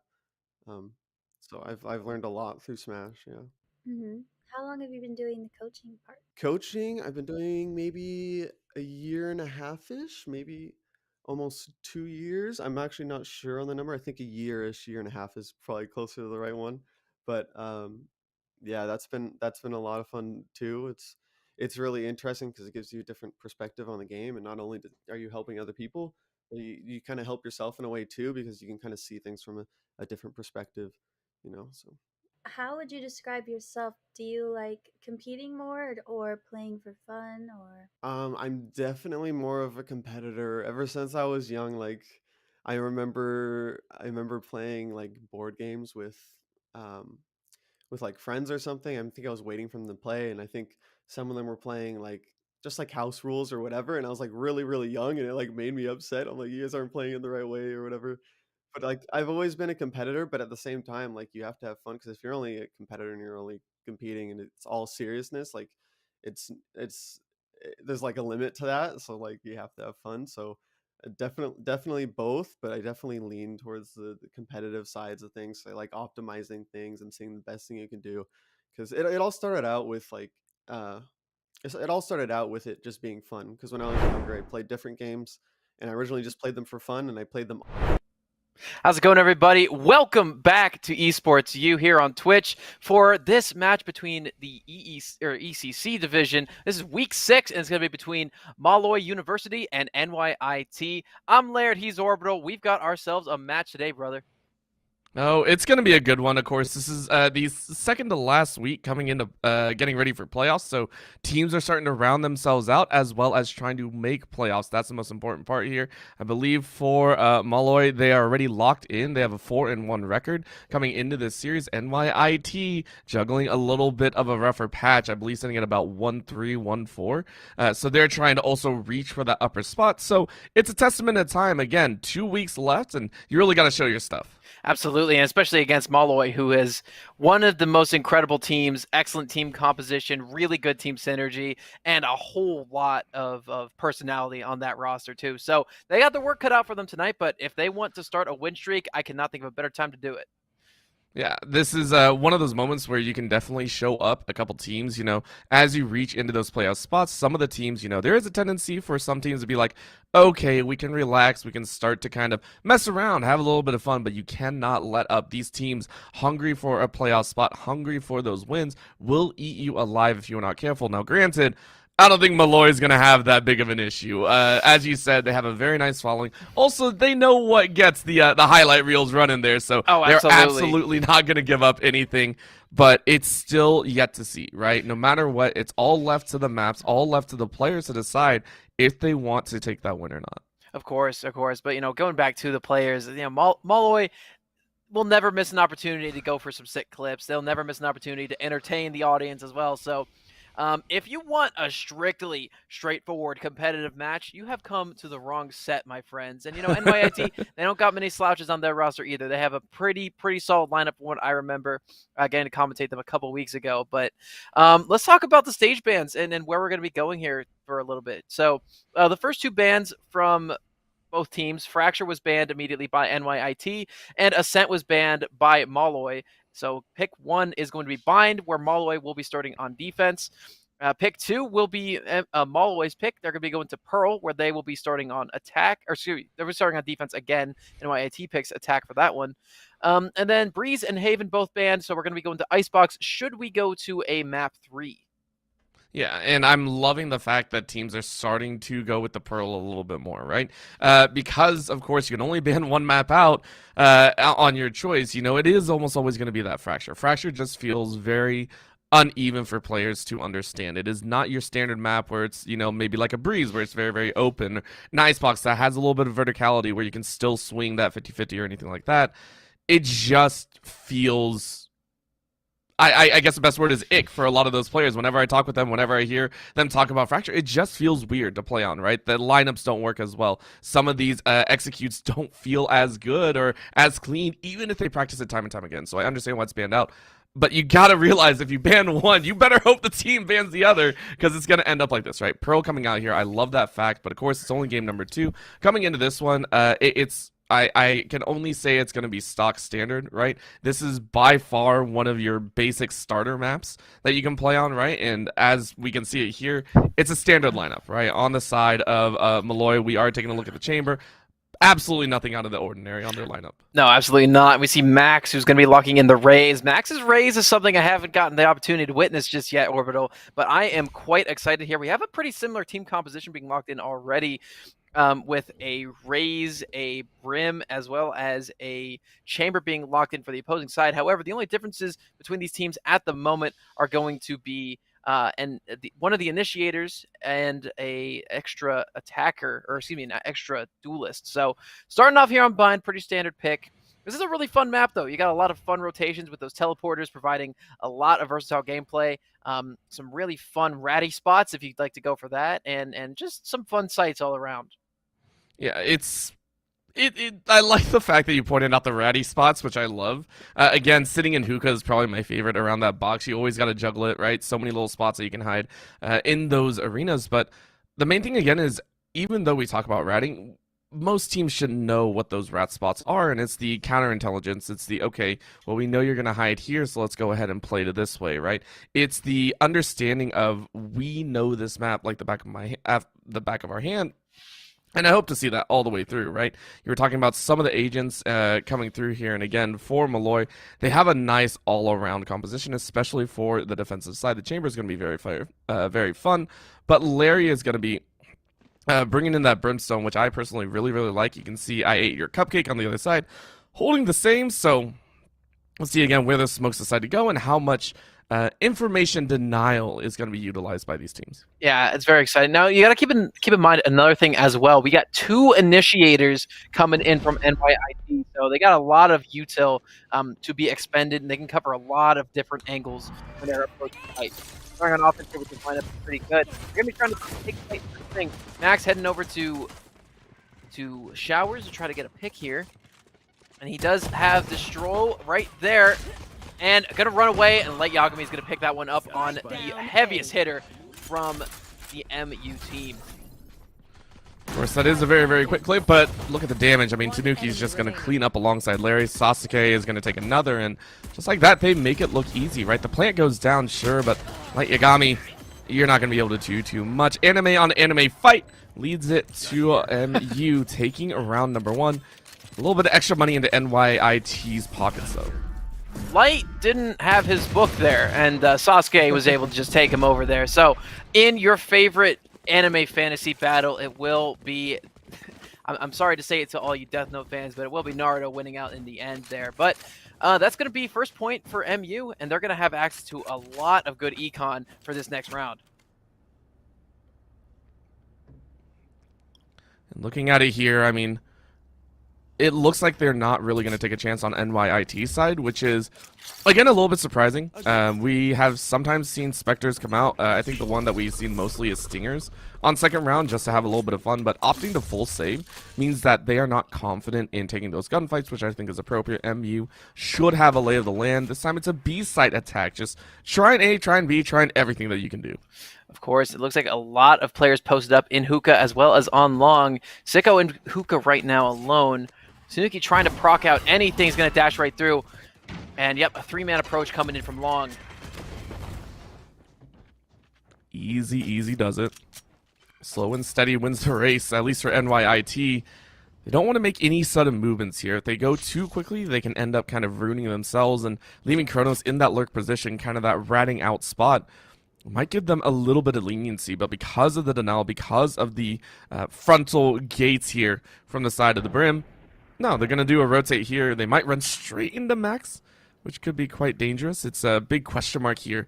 If they can double swing. If they double swing, it might work in their favor, but, you know, only time will tell with these pistols. Max jiggling back and forth. Yep, just trying to hold this one. You're making a little bit of noise there too, right? Yep, okay, double peek, but he's going to be hiding behind those blocks. Yep, good man hanging out right back there. Is going to get surprised, but he's going to get one. He's going to look for a second one. Double headshot there to get rid of I ate your cupcake. And then there are 3 left in Showers. Sasuke's holding off nearly single-handedly. It's just, again, it's an anti-eco. It's easy. It's done and dusted, right? That is a flawless round. MU collect 2 in a row, and now comes the big hitter, right? The bonus round is where things are going to get a little bit messy. What can they do here? That's what you're really looking for MU. Because, again, this is a team that is 4-1. They are well and experienced in understanding how to take over fights. And especially on the defensive with the utility that they do have, mainly that chamber and brim, right? I always feel like you have enough defensive, even on lower weapon output, that you can bring about a heavy, heavy hit. So for NYIT, even though they have the gun advantage, even though they have those Vandals and the Vandals and the Brain losing it, the Phantom, I'm a little bit worried about this right now. So we'll see if NYIT can play this one very nice and very smart. Yep, TN6 and Tanuki right now holding B. You've got yourself a couple of players to contest coming from hookah. You got 3 long at the moment, as well as Kronos playing back a little bit. With a Vandal just trying to hold out any potential flankers, but little does he know, he is pinched at the moment. Heavy pinch too, and I love this flank that they're putting on MU, taking the fight forward and saying, hey, we are going to ensure that you have to fight at our distance choice. This is actually a huge big brain play from Molloy. Inside a B site, though, it's going to be a big question. Tanuki is going to spring out of the shadows and take one. Larry is going to fall by Light Yagami, but the play is going to go down. Kronos is able to take one and look for a plant. They are going to get the plant. Now it's a question, how does this retake happen? They still haven't fleshed out Tanuki. They haven't, but they're a couple of players from MU are going to be heading around long. Tanuki's still hanging out elbow, trying to look for a pick at the moment. Max will be swinging right into I Eat Your Cupcake, gets rid of one before he falls himself. TN6 picks one up. Kronos and Light Yagami are going to get rid of Sasuke and Tanuki, and it is just TN6, the last man standing for MU at the moment. Who has a Vandal? Yeah, but yeah, this is a huge chance if you flush out the top and hookah. You do, and now you take a swing, but you can't. Kronos makes it with the 3K, so it is close. It is damaging. NYIT won to win with a bit more flavor than that, right? At least 3 members alive would have been optimal. But they're down to 1, so this 4th round should lend itself to the side of MU, covering quite a bit of ground. I'm not sure if NYIT are going to be able to buy fully into it, but you know, we'll see what they can do. Max 2 away from that showstopper, 1 away on Kronos for that ever so lovely tour de force. So Ultimate's starting to come online, but surprising no one has been able to actually slap theirs up here. That is, considering how many kills have gone down. I am very surprised that an Ultimate is not online. True. Well, then again, you got to keep in mind that Sasuke did end up using one of theirs, so the Seekers were used last round. They're offline now. I did miss that. Now I'm very sad, and my statement rings very false. I wasn't trying to correct you. I was just trying to, let the people know. No, it's very much a correction. I mean, I love it, right? Like, the Seekers are so important. The fact they used it last round, lose out on a bit of utility, right? So. Right, and they still lost the round, too, is another thing to keep in mind. Which is just really good play from NYIT. Right now, Max jiggling, not going to get anything there. Going to take a lot of damage to his face without doing too much to Destro. Destro only takes 1 shot. He is going to be suppressed, but that's okay. He doesn't have access to a lot of utility anyway. There's a flash coming down. He's going to crouch it. Destro looks at him, but he is going to finally get his revenge there. Oh, very nice revenge as well. MU with the weapons hot are saying no chance whatsoever. TN6, no ultimate for Light Yagami is what was heard. 32 HP on that chamber. And down to 2, NYIT getting pinched inside of showers and mid. This is a great play from MU, right? Very nicely done. You can see the 2-3 setup from them is what's holding steady, and they're fluctuating, I think, the 3. They've done 3 in B and then 3 in A and then back and forth over and over again. I really, really like that play. You do see some teams wherever they will sometimes just kind of sit the same people over and over again in those sites. So it is imperative that you transfer people out whenever you get the chance and really keep the opponent guessing. Very nicely done. TN6 getting a 3rd.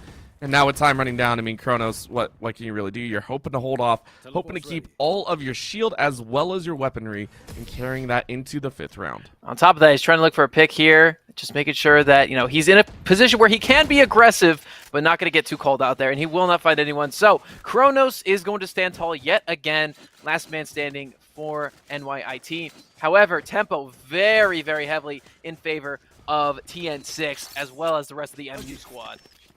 Yeah, 6 kills so far, a little bit over 1 per round, which is very, very important to kick things off here. And the fact is, you now have a good handle on the gun economy, right? MU, we saw them push up. I think it was round 3 that they decided to do a full wraparound on the B site. And this time around, they can do it again if they so wish, right? They can push into some of these weapons as long as they're willing to take some of the gunfights. And I feel they're going to be fine, right? They're going to be okay. They've been winning some of these gun duels pretty nicely. I think the most we've seen is a 1-1 trade against them. So, and I mean, that's not even really a loss, right? For the side of MU, they can swing this, they can jiggle, and just like that, Larry gets a good peek in B mid, and there's at least 1 hiding over there. I do love the split push that they're going for right now. 2 in A main, 2 in showers, and then you got 1 holding back site, preventing anyone from rotating over from B. Kronos right now trying to use an aggressive tour de force to push his way into site. However, does not have any lines from this position. Sasuke is eyeing him down, though, so he needs to be really careful, and Kronos is going to pick one up. Easy does it, and that's what an ulti can do. So tour de force crying out and giving a 1 lead over to NYIT, 5v4. Of course, the question is, can they still enter? That's only 1 gun that you have. You still have to work against multiple Vandals on the other side, and because you took the pick on A, I'm not sure if rotating B is the right call. They're going to go ahead and give it their best shot. The information given, Nightfall. Nightfall's going to go out. You're going to try and space out, but Tanuki was waiting with the crossfire. Nice pinch, And that's but one of gonna them's going to lend get grabbed too. huge- Destro. This is going to be a swing. Oh, Tanuki gets them both. Yep, 3K there. Light Yagami is able to fight back, but Larry is going to fall. 3v2, time ticking down. What can NYIT do? They're going for the plant right now just to get some extra util, but no, the smoke is going to dissipate at just the wrong time. And it is the two top fraggers, Max and TM4, still standing tall at the end of that round. 6 and 7 kills respectively. And they're going to make that happen for their team, get rid of that last push. NYIT has really run into a net at the moment, and TN6 is going to put a dagger in them with his own tour de force. And the fact that MU rotates so quickly, I think, is very impressive, right? Because for this team, it's not so much that you're disrespecting the opponent, but you are looking forward into the playoffs, right? You're looking in how you can clean up some of your plays and how you can clean up some of your executes, retakes, or anything of the sort. Right now, it feels like MU are cleaning up the fact that once they have information, they need to rotate quickly, and this is exactly what they're doing. Sicko throwing out a lot of information over on B side and Hookah, and you can already see MU willing to try and push up a little bit further, get the backup there in time to help out the rest of the team. And right now, Tanuki in a really nice position, but then again, there are 4 or 5 players, actually everyone from NYIT is right now trying to pursue into B site. Tanuki hanging out underneath there. All NYIT had to do was look down there. All right, and Sicko's going to get popped. He's going to be up on the box, but no, really good coverage there. However, an even game comes forward as the site gets cleared by NYIT. Now, there are 2 coming in Hookah. It's Max and Sasuke. But they don't have Spike at the moment. Okay, they had to run back and grab it from Long, but now they do put it down. A Molly as well, going to be helping Max get through. And it looks like they're actually going to back away, so they don't want to waste any time, and so just trying to find another angle might be the right call. But NYIT, how are they going to set this up? Because the crossfire is very important. And it looks like they're going to hold 1 elbow, 1 inside of sight. I like this call. It gives enough space that you can catch anyone from either angle. You don't have to worry too much, but you give away your position, and now that brings a showstopper. Easy shot. No real damage goes down, but the blind is going to be enough. A little bit of a bounce. Max goes up and drops down. Nice. Great catch on Light Yagami. And now the follow-through on elbow. What a clean execute by these two, Max and Sasuke. Clean house so nicely. Max is a closer, folks. If you didn't know it before, you do now. From the top rope, he hops down and drops a hard elbow onto his opponent and gets him that sight. So, you know, again, still going to remain in second to TN6. TN6 doing a lot of hard work despite the fact that he died that round. But again, it's going to be pistols coming in from NYIT just because MU's had such a stranglehold over the tempo. And it's not going to stop, I think, anytime soon, right? This is a team that we said is looking like the big giant. They're looking like the team to beat here. They're just cleaner on the executes, cleaner on the defensive. And they're easily, adapting to any of the changes that come through from the side of NYIT. There is no real issue that they're having. And honestly, with that operator in play as well, you already shut down a large section of a site. You can see NYIT not really willing to try and do anything just yet. Even with that frag on Max, they're still not willing to follow through. But TN6 having a little bit of trouble there. Yep, he's going to rotate around. And because Showstopper's coming in. Okay, Sicko going to miss on that one, and TN6 will pick that one up with an operator. That's 2 for him. Looking for a third, is going to whip because he was moving while the shot came out, but Sasuke is going to be there to cover for him. Haunt coming out of lamps at the moment. Chrono's going to get burnt a little bit there. Tanuki on the flank. Chrono sees him, is going to whiff twice, but Tanuki with that fancy will pick that one up. Light Yagami in a corner, righting his wrongs at the moment, but Tanuki is still going to seal the deal. A nice comeback around flank. And that's going to be 6-1 in favor of Molloy. 6-1 easy does it, right? They're making it look easy over and over again. And I mean, what can we say without sounding like a broken record, right? This squad is just very, very good. And you were talking about it, right? This team also likes to be a little bit of a showboat at points. They know what gets the highlight reels going. They know what needs to be done to also close out the game, and I think they're doing it here, right? Again, here, full court pressure. You can see it here playing very close to the chest. No one in the far angles and saying, hey, we're going to take you down. TN6 with a hard swing in mid says thank you very much for first blood. And that is going to help crucial pushes kind of dissipate a little bit because you are at the man disadvantage. You got 3 players on B this time around as opposed to the usual 2 from Molloy. Probably recognizing that, the amount of A pushes that haven't worked. Not going to be doing so hot there. Tanuki gets another one. Tanuki looking for a third. They do get it. Spike down B. Tanuki probably a little bit jealous of TN6 as well as Max. Was looking a lot like they really want to take that top fragging position, and another flawless victory coming in for Molloy. They're really keeping the tempo. Again, none of them dying, keeping some really good econ. I mean, Sasuke right now is loaded with 9,000, and there will be the timeout called, and it will be Destro from NYIT picking this one. I I appreciate the concern coming out with the timeout, but it also feels like you just got to kind of ride the wave. And I have some thoughts about timeouts. I personally like to see them usually when you have the guns in your hand, because that's where you can make the biggest impact, right? That's where you can make the biggest change to your gameplay and really affect the way the map turns out. At the current moment, you're sitting there kind of taking a look and saying, what do we need to do? At this point, it's really just hit your shots. NYIT is honestly having the same amount of time to fire at MU whenever these gun duels pop off, right? They are swinging at the same time. You can see MU, they are taking these shots at around the same rates. It's not like they're having faster reactions, they're just a bit more accurate. So for NYIT, whether it be go for the hard spray and pray or just try and be a little bit more confident in your shot, they have to win these gun duels, whether it sounds so easy or not. I feel like that's really what it boils down to. Absolutely, my friend. So we are going to resume play here after that brief timeout. Destro probably trying to tell his team what's what, get them back in a good position. Now, you got to take a look at the death count from MU. Not a single player is over 4 deaths. And it's been 8 rounds, so they're doing a really good job keeping this done. Early ult coming in. Tanuki is going to get caught, but not lose. He's actually just going to run right through it. I love it. I love that call from Tanuki so much. And that's what I'm saying, man. These guys are showstoppers here at Molloy. However, Tanuki's going to go up. He's looking for the knife. Oh, wait, never mind. That was Sasuke. Sorry. they went so fast, we forgot who's who. And it was like, oh, my God. Oh, wait. Look, no, man, I just wanted to see a knife, okay? We'll get that probably when they hit double digits here. It's just going to be like, yeah, let's have a blast, right? But I love the fact that you ran through the orbital strike. And that is a key thing to remember, right? It's not all hitting at once.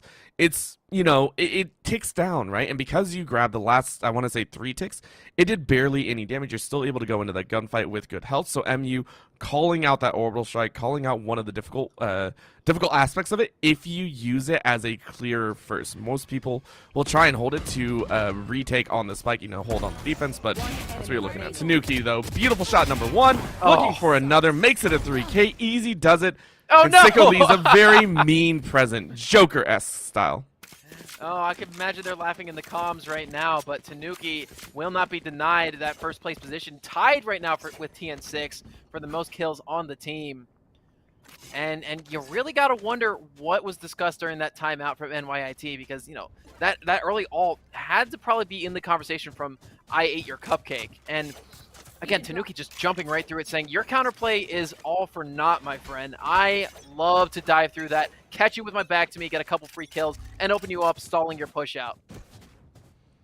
And it's going to happen again and again right now, right? NYIT, you're looking at the ultimates that they have in hand, the Null Command plus the Nightfall. These are great to give space, open up information, but, I mean, even with all of that, it still feels like MU have a good chance of dealing a lot of damage. So Sicko is going to grab this orb, try and stack up for that showstopper once again, but MU holding steady, hearing some shots, rotating into a 1-4 position, so laying into this B's site, saying, hey, we need to be very careful of this push. Yeah, but you got to keep in mind TN6 as well as Kronos right now are going to be staring each other down on site. Looks like the rotation might be coming in from this team. Now, there's a couple players hanging out by teleporter. It looks like TN6 might be pinched at the moment. He could be. He could. Or he could be waiting for the perfect opportunity. Max, though, comes around the corner. And just like that, What did I say before, Laird? What did I say, right? This feels like NYIT just need to hit those shots. You saw Kronos had the optimal timing, had plenty of time to take a shot, and just couldn't hit it. So that feels kind of bad. Oh, TN6, I think, with just a hair's breadth away. Max currently with a 3K, though, leaving NYIT with only 2. TN6, though, grabs 1. Looking for the full house of frags. Misses a second shot. Light Yagami is going to take over on that 11 HP, though. I mean, against 2 and no spike in hand. There's not much you can do here except grab that orb and try and walk away. So, hide in the corner, wait it out, and go from there. Yeah. And you sitting at 9 rounds to 1. Just an unfortunate pick. Late Yagami came in at the last minute, caught a couple nice little frags, but just didn't have time to rush around to A main, pick up that spike, and go for the plant. But Larry is going to preserve his team's operator, hand it right back to the man who owns it, I presume, TN6, who will actually give it to Tanuki, and just trade a bunch of guns. These guys, you know, they like their fashion sense, they like their skins. They have to have their perfect gun, right? Like, Larry they're is just bottom like, "Listen, fragging it's because he has a plain Phantom right now. Oh, don't do Larry like that. That's No, so I mean. love. Hey, No, honestly, listen. he might be bottom fragging, but his smokes and his mollies have been perfect. Yeah, listen, Larry, don't let Laird get you down. You can rock the base skins all you want. We will love you all the same. Don't even worry about it. I'm just jealous because he Laird's got the just being a meanie objectively. head. I'm just upset because he has the objectively cooler name that starts with an L. That's. I wouldn't say that. I actually like Laird. Really, it's a good name. I like the choice. Thanks, man. Yeah. I totally didn't say that just to make you feel. No, I can't. No. Well, you said you totally didn't, so you know. I choose to believe listen. you. All right, that's The real question is, fair. are you a liar? I might be right now. I've been a liar 3 or 4 times here in this game alone, and it's getting bad, right? It's getting bad. Larry, though, is going to go ahead, throw down a little bit of smoke. TN6 is going to grab a kill on their own, and this time holding over on the B side, who, again, TN6 has been on A primarily, said, hello, I got a nice surprise for you. Oh, Kronos said, I have one for you, too. He wins that one. What is a sniper to a pistol that one-tap headshots you anyway? So, first pick will be picked up by MU, but NYIT not too far off at the moment. Oh, man. Max getting a little bit of a lurk here and found the spike planter as well. Huge catch here. Knows it's going to draw the rest of the players. Does a little bit of pre-firing. Might not get more than just one as Light Yagami comes in with the slide. Says, hey, gimme that kill. And Tanuki hiding inside this teleporter with 31 HP. I mean, do they know? Oh, They Kronos should knows. know, right? They know that it went through, and I mean, they grab it and run, so, I mean, it's a last-ditch effort right They now. gotta Light plant now, Yagami though. is able to grab one, Yep, and it's you over. can't, Sasuke, so mean again and again. Okay. Hey, man, we Larry were talking giving a about how little good gift those back. mollies were. I'm just saying. Yeah. I'm just saying. It's payback, right? Sicko got one util kill, and Larry said, I can do that too. So, Oh, man. here we are, 10-1 in favor of Molloy. It's so hard to say Molloy properly, because I always want to say Molloy, but it's not it. It's like mall, like you walk into a mall, right? It's Or like, Molloy. or like you walk into a molly if you're from NYIT. Well, I thought you just said it's not like Molly. What?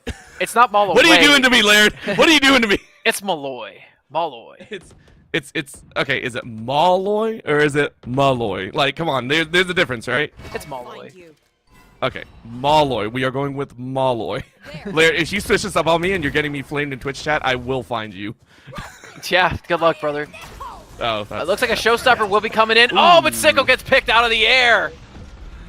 And Max is going to find his kill. Oh, man, but Light Yagami holds it down too with a sliver of HP remaining and access to that nightfall.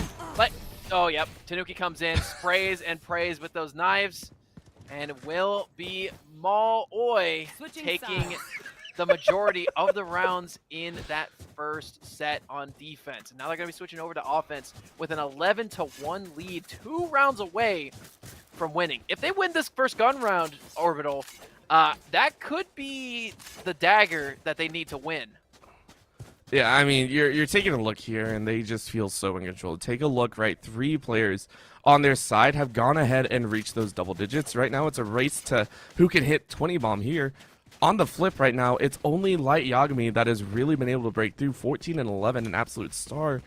Rest of the team having a little bit of a difficult time, and I I mean, it's not even. I want to say it's a little bit on them. At the same time, it's just MU playing to their own level, right? They just feel like a cut above right now. And I mean, what more can you do here? MU going to skill check everyone here in showers, and this is going to be a very, very fun pistol round. Excellent push. Okay, and everyone's right there. Sicko gets sprayed down. TN6 picks up 2. Kronos is going to spray into Sasuke, comes out of the smoke, and right in Larry's face, but Max is going to pick him up from behind as well. Max currently sitting at 18. 2 kills needed in order to reach that 20 bomb. Big shots here. Yep. Put Max that is, dog on a leash. Nice trade there from TN6 onto Light. Ooh. He's going to go around to try to contest Heaven a little bit. Yuki right now, looking for something. Ooh. TN6. Low HP. Hang on, you know, there's that Molly coming in. Look, if I eat your cupcake gets just two hip shots right now. Yeah. I wonder if I they was realize. about to say, oh no! Oh, unfortunate, and that's going to be 4 picked up for TN6. I believe he has overtaken Max in the total kill count. No, they're tied. However, he has. Oh fewer my deaths, gosh. So he is in the lead. Oh man, you know what? It doesn't matter. It doesn't matter how you die when you get the kills. It just matters that you get the kills, right? I think that's what they're saying here. Listen, if I go 20 and 20, I still hit a 20 bomb. That's all that matters. Right I don't care about my average. I care about my total.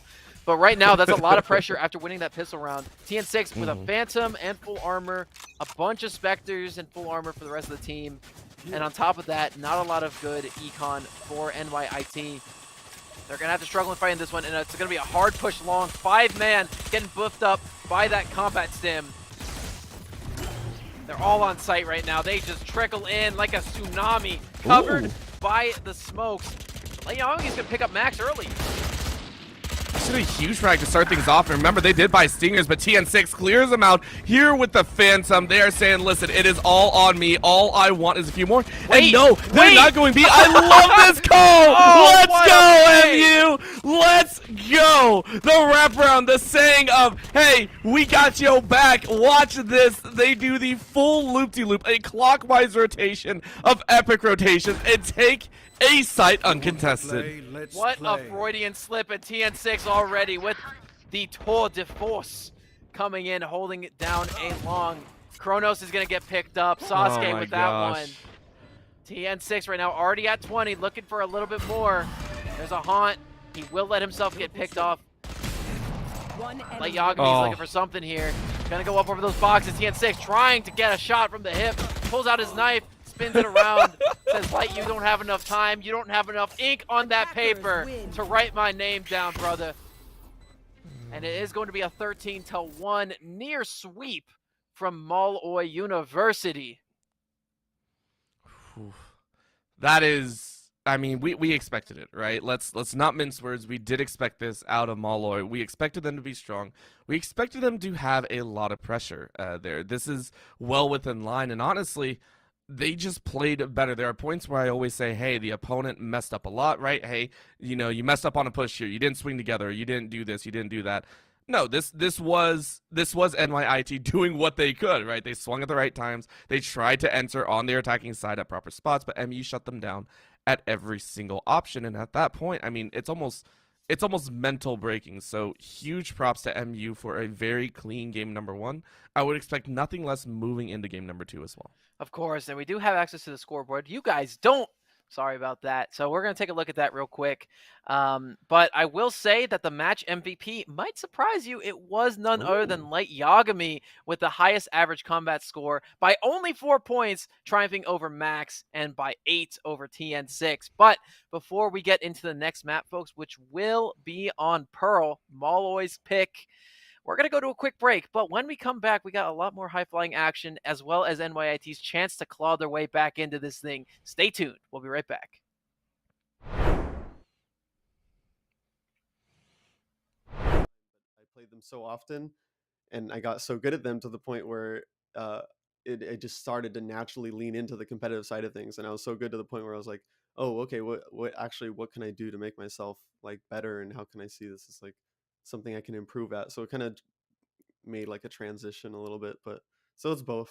If you were to give someone advice who may be looking into joining an esports team, but they're kind of on the fence, what would you tell them? My advice would be to really like think over what they're looking for, like in not only in the collegiate esports team but in school as well, and like see like exactly does this line up with what they really want, and just to figure out what they really want and if it's going to be a good decision, from like a scholarly standpoint and from like a financial standpoint, because there's a lot of things to consider.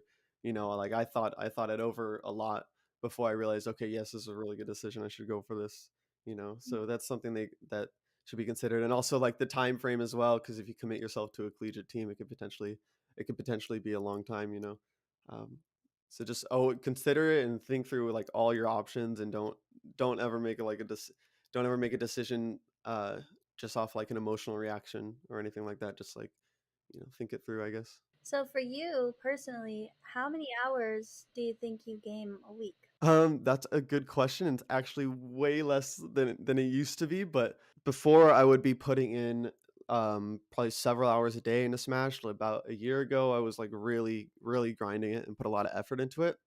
But lately, like my priorities have shifted just a little bit, just because there's other things I need to focus on. Like I started working again recently and stuff like that. So it's taken a little bit of a backseat, but it's always something I focus on. So like even though I'm not necessarily playing all the time right now, I still try to get at least 30 to 60 minutes in a day. But I've been really busy lately, so it hasn't been looking like that lately. But if I'm not doing that, then there's still other stuff that kind of goes into it. Like I do a lot of research on mentality stuff and like stuff like meditation and stuff. So if I'm not gaming or whatever, there's still other things that I feel like is going towards my improvement at the game. Could you expand a little bit on like meditating and how that helps you? Yeah, so with a game like Smash, it can be like really volatile, and one of the reasons why I pursued Smash is because, well, I've always liked it since a young age, but also it's always been like really challenging. Like Smash 4 came out, I'm like, okay, I'm gonna start competing with Smash 4, and I started playing it. For whatever reason, when I started playing it, like I realized that I was getting like frustrated, like I was like kind of getting a little bit angry, and like anger is something I don't really feel very often. So it was kind of like a challenge for me. I'm like, okay, this is really challenging. This game is really hard. I want to figure out how to do this. Like I want to challenge myself. And that was a lot of reason why I did that in Smash. Just like some other things, like it can be comparable to kind of like chess and tennis in a way, with like mentality aspects. And I used to play tennis in high school, and I was never really like super good at it, but I was really into it whenever I was playing for some reason. And there was a lot of frustration in that too back in high school when I played. So it was figuring out how to manage that frustration, and how to like get it under control and actually channel it into something useful. Because one of my goals is always to be like, I want to be like a calm and collected person when I play. I like, even though I'm an emotional person, I can be an emotional person because I'm passionate and I care a lot about it. But that's kind of where the meditation comes in, because it lets you kind of be more like at one with yourself and your emotions and how you feel, and stuff like that. And also just kind of eases your mind a bit, and it can really help in those situations. Like if you practice meditation and then you're in game and you're playing, and there's a situation where it's like super high tense situation, it can kind of give yourself the advantage, because you might be a lot more calm than your opponent if you do practice stuff like meditation. And it just has a bunch of other benefits as well, because with something like Smash, I try to be like the best I can be in game and like out of game. I think there's a lot of factors that go into it, and I feel like if I improve everything that I can to the best of my ability, then it gives me like the highest chances to win, like in the game. I know you speak about frustration and anger, but what about nerves? Like, do you get nervous? Every now and then I definitely do get a little bit nervous. A lot of the things, like a lot of the my nerves are kind of quelled at this point, because I've been playing for like so long, where it's like if I go to a tournament and I sit down, it's just me in the game, like it's just me in the match, and that's the goal, and it's just trying to learn and just play what's in front of me. But sometimes you, there are a little bit of nerves, like for example in Vegas, because Hi, everybody. I hope you enjoyed the break as much as we did, but we are back here for this ECC match going on between NJIC, NYIC, and Molloy. University. Coming out here with a 1-0 lead, as well as a 13-1 near sweep in the first map of Bind. But we're going to be going on to map 2, which is Pearl. And Orbital, you're particularly excited for this one. I am. I have a very fond moment of Pearl. I love it so much because, again, with relatively new maps, it brings a lot to the table. Again, with the most recent changes, it evened up the attack and defense, right? I think that was actually a couple patches ago. I want to say a couple months, actually. But it still feels a little bit fresh where teams are still willing to go to the extremes to try and win around, right? We're seeing a lot of crazy pushes. I want to say B is still one of my favorite because it goes almost back to Ascent, right? It goes back to that, I want to say Ascent. Brain, hard, difficult. It feels very straightforward, right? It's just a long hallway. You better run as fast as you can and get the kills along the way. Or you have something like a Neon, right? There are so many different options that you can go with Pearl that it basically forces you to improvise and bring about new ways of making this map work. So for me, at least, we saw Standard before. I want to see brand new from these teams. I want to see Crazy. I want to see a Harbor. I want to see a Neon. I want to see Crazy. I'm not really getting that, but it might be close enough. We do see the Breach coming out for Sasuke. I will say something that is a little crazy, Orbital. Take a look at TN6 and Max. They're swapping mains for this one. So for those of you who aren't aware, on maps like this one, we do actually see Max generally opt for the Fade, but this time around, he and TN6 are switching the script a little bit here and playing each other's characters. So doing a little bit trolling while they are up at the moment, but again, with their aim, it is no shocker they're probably going to be good. And, you know, I do hail Fade as one of the best initiators in the meta currently, as well as one of the best ones on this map, particularly on A site. You got a lot of spots to hold on long. Having any way to divert your opponent's guns away from your players is excellent because hitting that haunt is super important. There's a lot of esoteric angles that you could throw that thing at as well. So it's going to be really fun. Now, on the other side of things, it looks like Sicko and Destro are going to be still locking in characters. Sicko, who I believe was playing they were raised last time, if I'm not mistaken, but we've got Destro, who will be staying on the KO. I Ate Your Cupcake, who will still be staying on the Brimstone. Kronos on the Chamber. No surprise there, but Light Yagami will be playing Control, it looks like, on Viper for this one. And I think this is the most important distinction, right? We are going to see the Viper come out. This is, again, controlling those sites, controlling those opportunities, and it's a lot about cutting off the line of sight. I think that's actually the most important factor, right? There aren't any real cubbies here that you can cut off with a smoke only. You need that wall to give yourself a little bit more of an advantage. Namely, you can see here in B hallway here, it was just a long corridor and then a little raise on the side of the attackers. So you need that wall to buffer either your entry or your defensive side. It's going to help a lot. So keep eyes on where the Vipers decide to go, whether on defense or offense. Take a look at where their wall placement is, and that will dictate, I think, where the teams will be going, where they will be deciding to make their initial pushes. Yeah, well, I'm excited to see what Molloy does here. It's going to be very fun to see them in this situation. They're going to be starting on defense yet again. Now, their defensive tempo is really good at giving them the opportunity to just snowball whenever they finally get back on the offense. Their attacking is really good. They have really aggressive pushes, but on defense, they are strong and tall. And I will say something about Molloy Max. Max is really good at single-handedly holding down long sights, so it's not a surprise to see why he's on the chamber right now, but he is pinned behind that pillar at the moment, and it looks like Sicko, as well as the rest of NYIT, is going to be pursuing him. You can see that, and already with the teleport, it now means that they are stuck without a paddle. You can actually see the collapse on the back end. This is going to be a huge pinch. If they don't get the plan down, it's going to be very dangerous. It's going to be one kill. TN6 with a great rotate says, hey, you have no chance. Smoke coming down just a little bit too late. Sasuke able to find Sicko. Blind goes out on the backside of B, but Larry still on site says, give it to us all. MU clean house. Yes, the plant went down, but it does not matter. Not a single kill with the way of NYIT. And I'm really interested at the end of this round to say who is in the lead, but it will be TN6 getting the defuse at the moment, so it's a little bit of an extra notch on to their team ace as well, huh? How about that? And Sasuke leads with 2 assists. Still waiting. It's a nice one. You love it. You love it so much. Actually, I don't. Just kidding. Oh. Listen, I love Breach. Breach is my favorite character.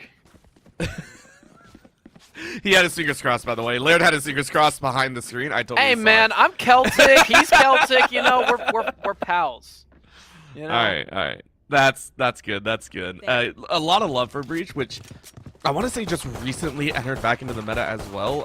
Not as long as a staple as some of the others, but you know, bringing it back feels good, right? An agent that's been around for quite some time and has not seen a whole lot of love. So in the recent months, in the recent patches, has been seen as another answer alongside Brimstone as well, right? The duo has been seen as pretty nasty if you can combine them, but we'll see if that still holds true. Again, with the team Ace, taking a look here, MU going to be pushing up this A side, calling out NYIT, who are stuck closer to their own spawn. They're going to be pushing A from mid, and Tanuki has this on lock, looking for the head jiggle, misses it. Late Yagami with actually a shallow one, really diverging what Tanuki was expecting. He's going to get suppressed there, but then again, doesn't have a lot of util to use at the moment, so he's in a good position. TN6 right now, trying to hold him off with that Spectre. Gets a little bit of damage to his face, but does a lot more to his opponents. Destro's already down.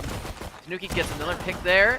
Looking for more kills, has everyone in the yellow, and yep, gonna be the spray and pray from TN6 as well as the help of Larry. Sicko in the corner, and that pain shell's gonna come out and take that one. So Tanuki's gonna get 3 on that one. That feels good. Again, Tanuki being the sneaky raccoon that they are. Tanuki playing it up perfectly. Very nicely done, and this is now up to NYIT. Will they get the round? Because this is the only round they won in game number 1, right? They only won the bonus round. And I quite honestly feel like the rest of MU are going to be like, we want a perfect game. We want a 13-0. Let's see what we can do. Yep, but this bonus round is the most dangerous position for NYIT at the moment, because again, even if they win this one, there's going to be a lot of tempo with their opponents. TN6 comes out hard, gets flashed, but takes one up on I Ate Your Cupcake. Larry is going to go for some damage. Late Yagami and Destro going to be clearing up. Sasuke, Larry, both dead too. TN6 gets picked up, and it is just Max, the one-man army standing on B long. And after they have a bit of a lead, everyone, yes, everyone from NYIT looks like they're going to be rotating around, but still putting some pressure on the Link at the moment. And it looks like Max recognizes that he needs to rotate around to A site to hold that one. Yeah, I mean, why would you walk into Max willingly? You have an open site, so I like this call. And again, 2 members are low, so you can pick up a couple frags on the outside. Max just going to look for, I think, 1 at the least. Well, he does have a lot of one-shot potential here. You know, he's got 8 notches on that Headhunter, as well as a Marshal. So he's hanging out in around Secret right now. Oh, Sicko! Backs to him. Oh. He's got to watch out, though. There's someone behind him. No, there's not, actually. Now he's going to got a Vandal. Oh, man, this is scary. Looking for another camp. Find it. Jessero holds close strong. enough.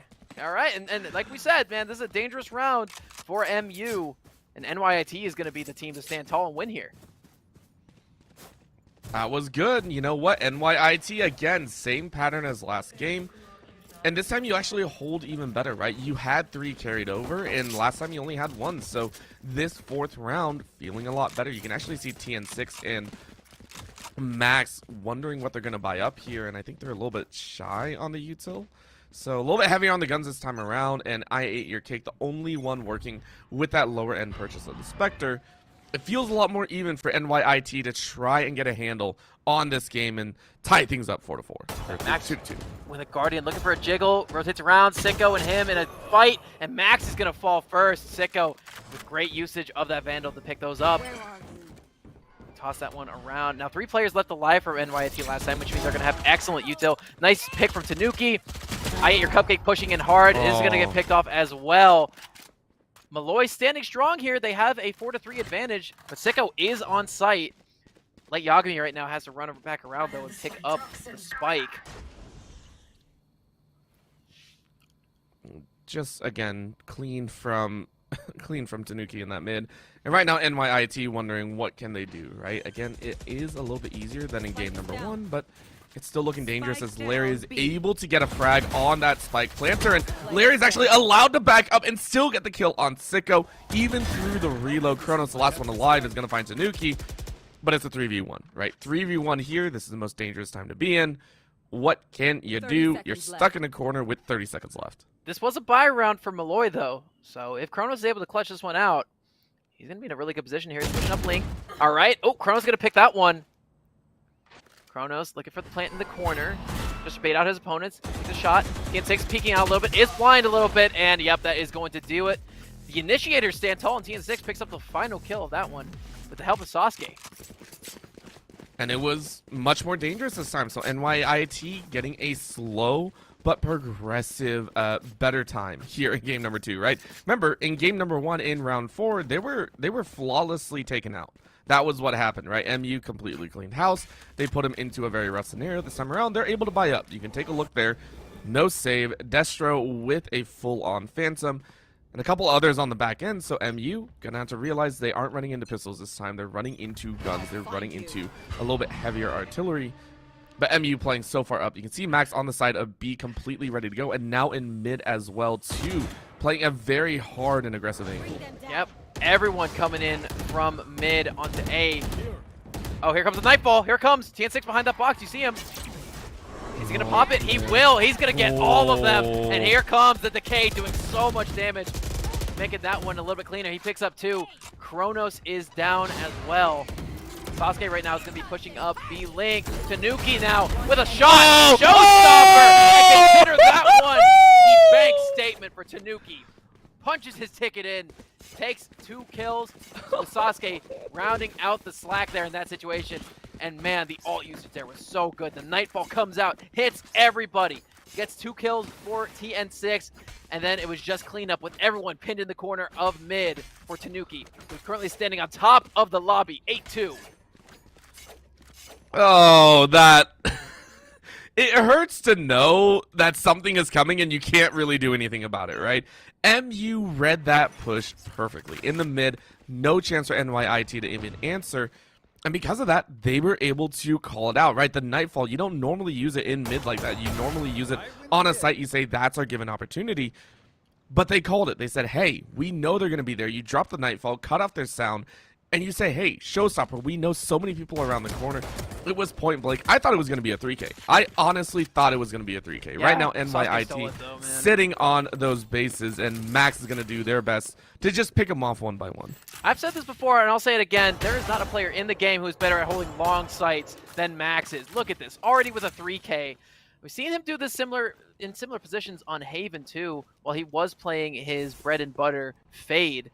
At the moment right now, he's doing a really good job being aggressive with this Guardian. He is going to pick up 3, but that's a huge numbers advantage and a net swing for his team. Just too good. So like you know what? Yagami. You might have the spike, but not much else. Yagami, I'm so sorry. Doesn't even have the book with him, man. He's nerfed. Yeah. Oh, TN6, Oh, Sasuke. man. Sasuke is holding Link. 30 TN6 right seconds now, left. holding sight. Time is ticking for NYIT. They have an ult here. The Viper's Pit could come up. They are going for the plant there. Here comes the Haunt. Comes out. No one's going to get marked. The plant didn't get down, though. Yeah, they decided against it. They had to deal with a lot of this util coming through the wall. 10 seconds And I like this call again. The denial, the wait. NYIT going to try, but TN6 has delayed it enough that no plant money is going to come through. 3 still left alive. Beautifully done by MU. 5-1 and counting. NYIT trying their best. They're getting to the sites, but they're not getting the plants, and they're not going to be able to do too much. I like this call. Go ahead, get the timeout earlier this time around. Yep. So, again, just make sure you can recuperate here. But, man, 5-1 in favor of Molloy University.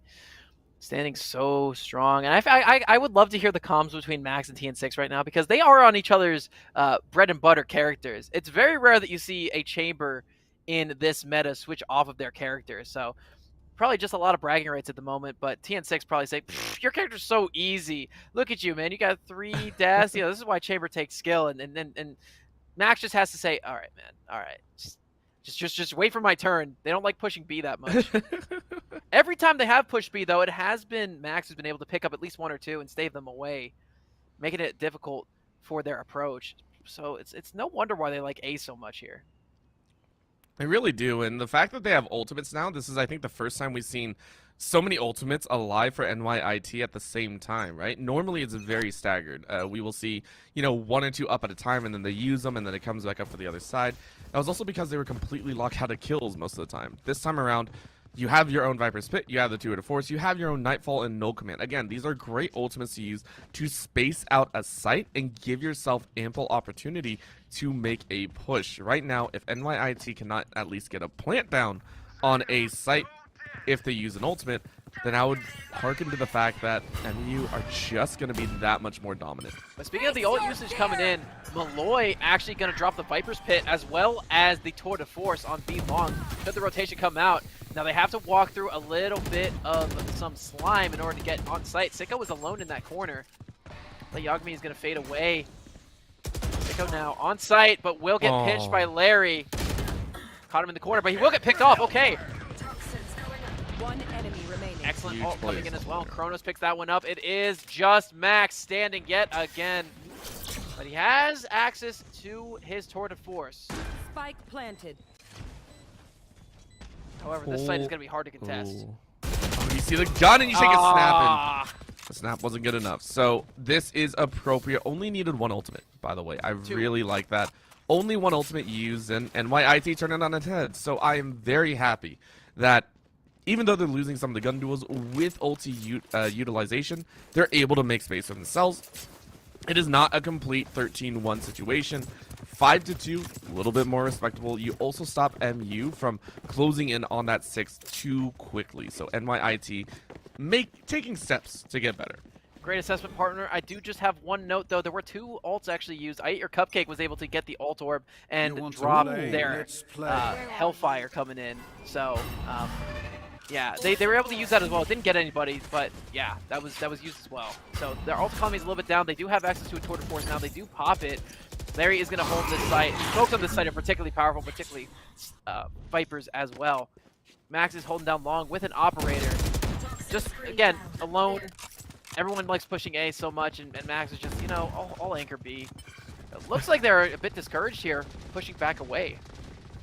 Yeah, they lost their opening with Chambers, so understandably you go ahead, back away, you say, okay, we don't really have that choice. Looking at the mid, though, you can see how far up MU are pushed once again. Yes, you don't have the Nightfall. Yes, you don't have the Showstopper. It's still more than enough, and actually chasing into Link here. Max still hiding on the site. All 4 crowding around this center pillar. Where do they choose to go? Do they choose B or do they choose A? Either side has a very nasty surprise waiting for them. Yeah, they're choosing, it looks like A Art. They have to go through 2 players. TN6 holding down B Link at the moment.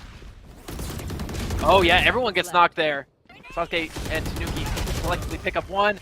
Are going to drop the Aftershock coming in. However, it's going to be a trade-off. I Eat Your Cupcake is going to get the first kill of the map. However, TN6 coming in from the back, from mid, up high. Will get picked off, though.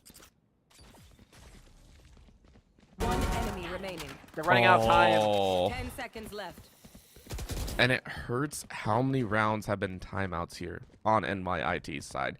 They have not been allowed to get close, and that means MU, they're not forcing anything, right? MU are not forcing any of these fights. They're not getting antsy when it times down to 30 seconds. They're in no rush, and NYIT have to recognize that they have to go towards that danger. Right now, NYIT sitting at a 6-2, and it's a dangerous spot to be in. 2 ultimates are ready to go still, and 1 on the side for TN6, as you said, with a little change up in the agent selection. The Nightfall in TN6's hands. Let's see if they can utilize it just as well. Right, it's still a very, very good ult. Covers a lot of space. Really easy to get mileage off of. Max will be holding B long, and it looks like that is where the majority of the push is going to be. A 5-man force coming out. Max in the rat's nest right now. He's going to get 1. Looking for more. He's going to get 2. Oh. And the 1-man army stakes his claim over this site yet again. 3 for Max. Keep it going, brother. Keep it going. Not going to get the 4th. And he will. No! Again, Max always good for 3, though. 3 was enough. 3 was plenty. You can see the rest of them. I Eat Your Cupcake going, I don't want anything to do here. It is dangerous.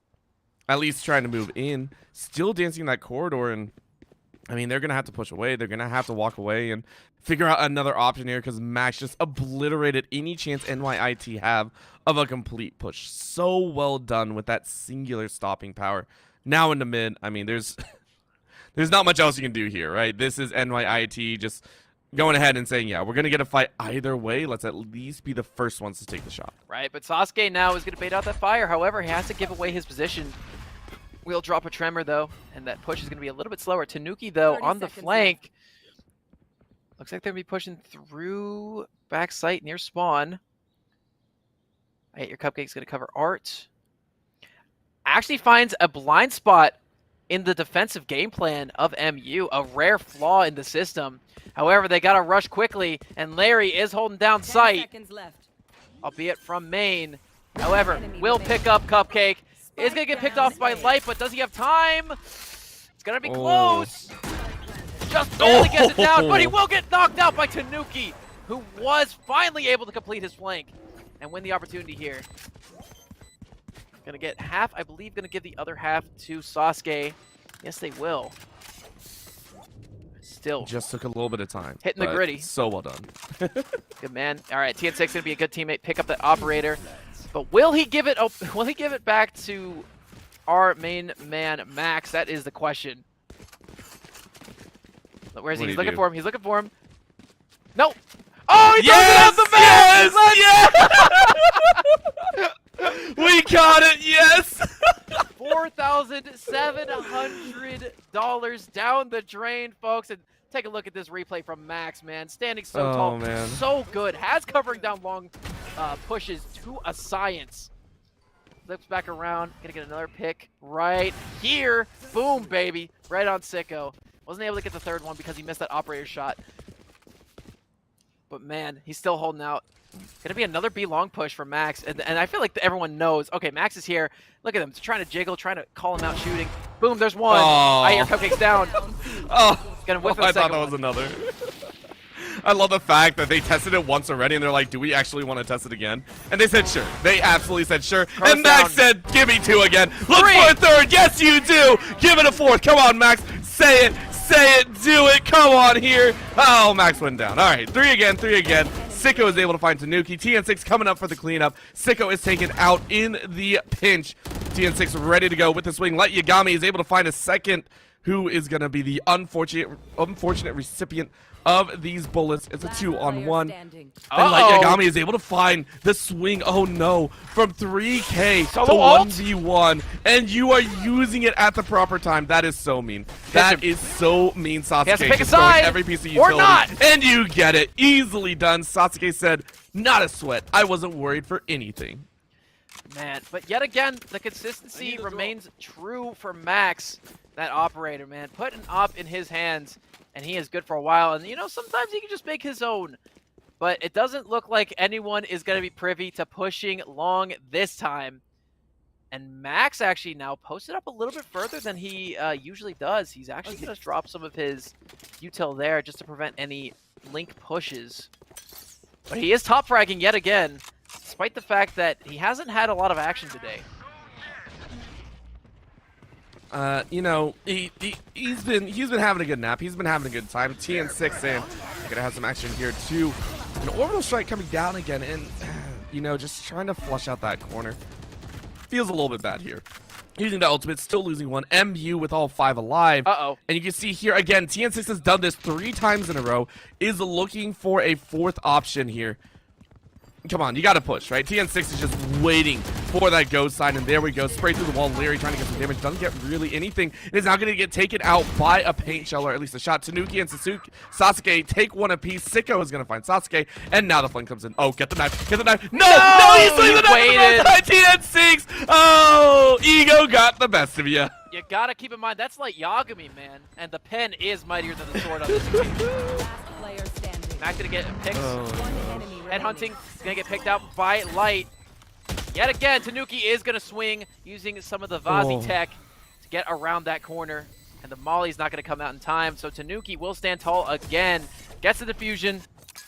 But finally, NYIT is able to get another plant down. Last round before Oh man, TN6, I love you, buddy, but come on, you can't let that happen, right? You saw the knife come out. You cannot hesitate that long. If you're gonna go for the knife, you go for the knife right now. MU, they've only dropped 2 rounds here, 3 total in the series so far. That said, it doesn't look like they're gonna stop anytime soon. That said, NYIT is already doing better than they did on Blind. Yes. Yes. They have effectively doubled the number of rounds that they want to give number 1, right? It's a 100% increase. Yep. Oh, Larry's actually going to push up. Oh, he's going to break the knife there and throw down his smoke. He's going to get hit by the dog. However, he's okay. Oh, they get caught by that haunt as well. Tanuki holding mid, nobody home. Sasuke now trying to stall this push a little bit. Light. Smoking across so that he can go back. I like this. I like the fake out. And actually, NYIT has a good opportunity to go for a flank here. I think it's a beautiful opportunity, right? This is a chance for them to get an option right. For the first time, we're seeing them break out in an attempt of their own. A little bit of craziness. Will MU actually be able to spot it out? It's a 3-2 or 3-1, I should say. And Kronos is able to find Larry. Huge pick to open things up. Tanuki's able to find Sicko, though. And the call is made. Hey, one down in mid. Let's see who else we can find. TN6 able to cut out Light Yagami. That's huge. And looking for a few more. Yeah, IA or Cupcake, though, is able to get a swing on one. Do you get a few more? Can't find a second. Sasuke and Tanuki take one apiece. It's down to IA or Cupcake. You swing on another. But the showstopper to the face lands another 3K for Tanuki. It's triples all the way around. Max right now, bored as heck, hasn't gotten a lot of action for the past couple rounds, but it will be a gun round, and it will be Molloy on offense.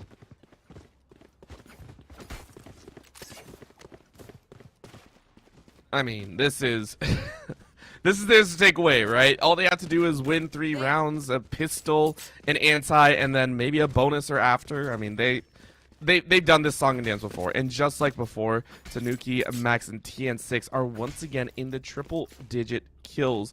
No one breaking over 10 deaths either. This team has been so good in this series that, I mean, I'm excited to see what they can do in playoffs, right? They are looking so far ahead right now. I'm so excited to see how far they can make the run. You know, how many teams they take down, and how many 3-0s they can land on teams as well. Well, will be some patented aggression coming in from Molloy. Max already pushing up really deep. Gets a hard angle on Sicko and will fall. Headhunter is going to do its job. Turns around so he doesn't get blind. Good smokes coming in from NYIT, making it a little bit more difficult for Max to push on site. Tanuki and TN6 are together. Light Yagami is going to get one, and there's going to be a trade there. But the paint shell is going to pick those kills up on Light Yagami. And another hit from Tanuki keeps the momentum rolling. Paint shell, it looks like there's CT. I ate your Cupcake hanging out with that revolver. He's going to get a couple shots. Max will get felled. Tanuki in heaven. Oof. Will take the final kill of the round. A 4K for Tanuki. Tanuki's so mad. Tanuki's like, I could have had an ace. I could have had an ace to cement 21 frags in 13 rounds. That could have been it. That could have been it. But a 20 bomb is still just as good. Looking for 2 more rounds, and I mean, it looks like a bargain bin buy. It looks like NYIT are going to try and land 2 buy rounds here in the final chances for them. And MU, they're happy, right? You can see the Spectres. You can see the arrows coming out here or Guardian for Max. Max is going to be doing those 1-taps of the dome as quickly as possible, especially with only light armor on 3 members. This should just be theirs all the way through. MU going ahead, quick charge forward, run straight into some poison, though. Poison going to slow them down as much as possible. And we're seeing why Viper is so patented on this map. Obviously, he hasn't even used the smokes yet. Has put up the wall as well as the molly, but it looks like Molloy will be shifting back around, and it looks like they're going to be pushing long. Max has long, very secured, and this fadeaway is a good appetizer for what we're going to be seeing, because it looks like NYIT is going to be going on a full rotation, like a couple bats out of hell, and Max is going to be there waiting for them. Oh, Max. Max, come on, you can't do it again. Looking for another, gets 2, 1 more. So far, you've gotten 3s. 3. Yeah, there's a 3rd. Like I said, my man's always good for 3. Only 3, only 3. No more, no less. Oh, man. Tanuki gets rid of Light. Kronos is going to be coming in from long. Couple picks. Tanuki is down. Kronos not a lot of HP. And hey! The 3 curse has been broken. 4K for Max. And we're on match and series point here. MU. Do they buy up? Do they? Okay, well, Tanuki They said. kind of have to. Well, Tanuki upgraded to a heavy-handed purchase there. Oh, did you really sell it? No. Come on, Tanuki. How did he have the money for it? Oh, no, Larry bought it for him.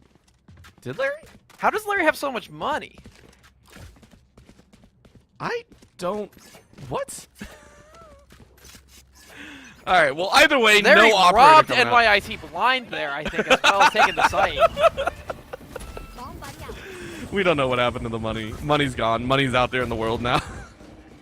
And this is why Larry's the reason that inflation rates are so high at the moment.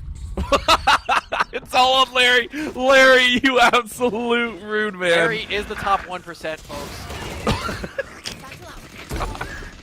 Max going ahead, grabbing a kill. TN6 falls to Tanuki is going to find one more. Everyone's angry about the top 1%er.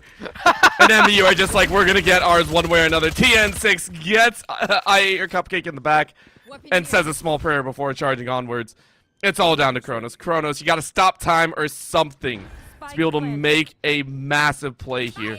You got a Spectre in a Dream, 120 bullets.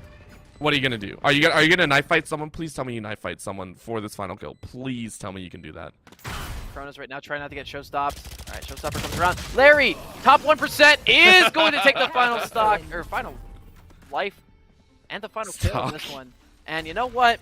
He might be a top 1%er in terms of his amount of money and cheddar cheese in his pocket, but he's also a top 1%er as his skill in this game. So he will be the final dagger, putting the pause and the stop onto NYIT, but NYIT with a very good showing here tonight, able to do better than their first map. So that cannot be overstated. And this is a very, very good Molloy team who moves on to 5-1 in conference play. Yeah, this is them just basically showing everyone else what they have to deal with, right?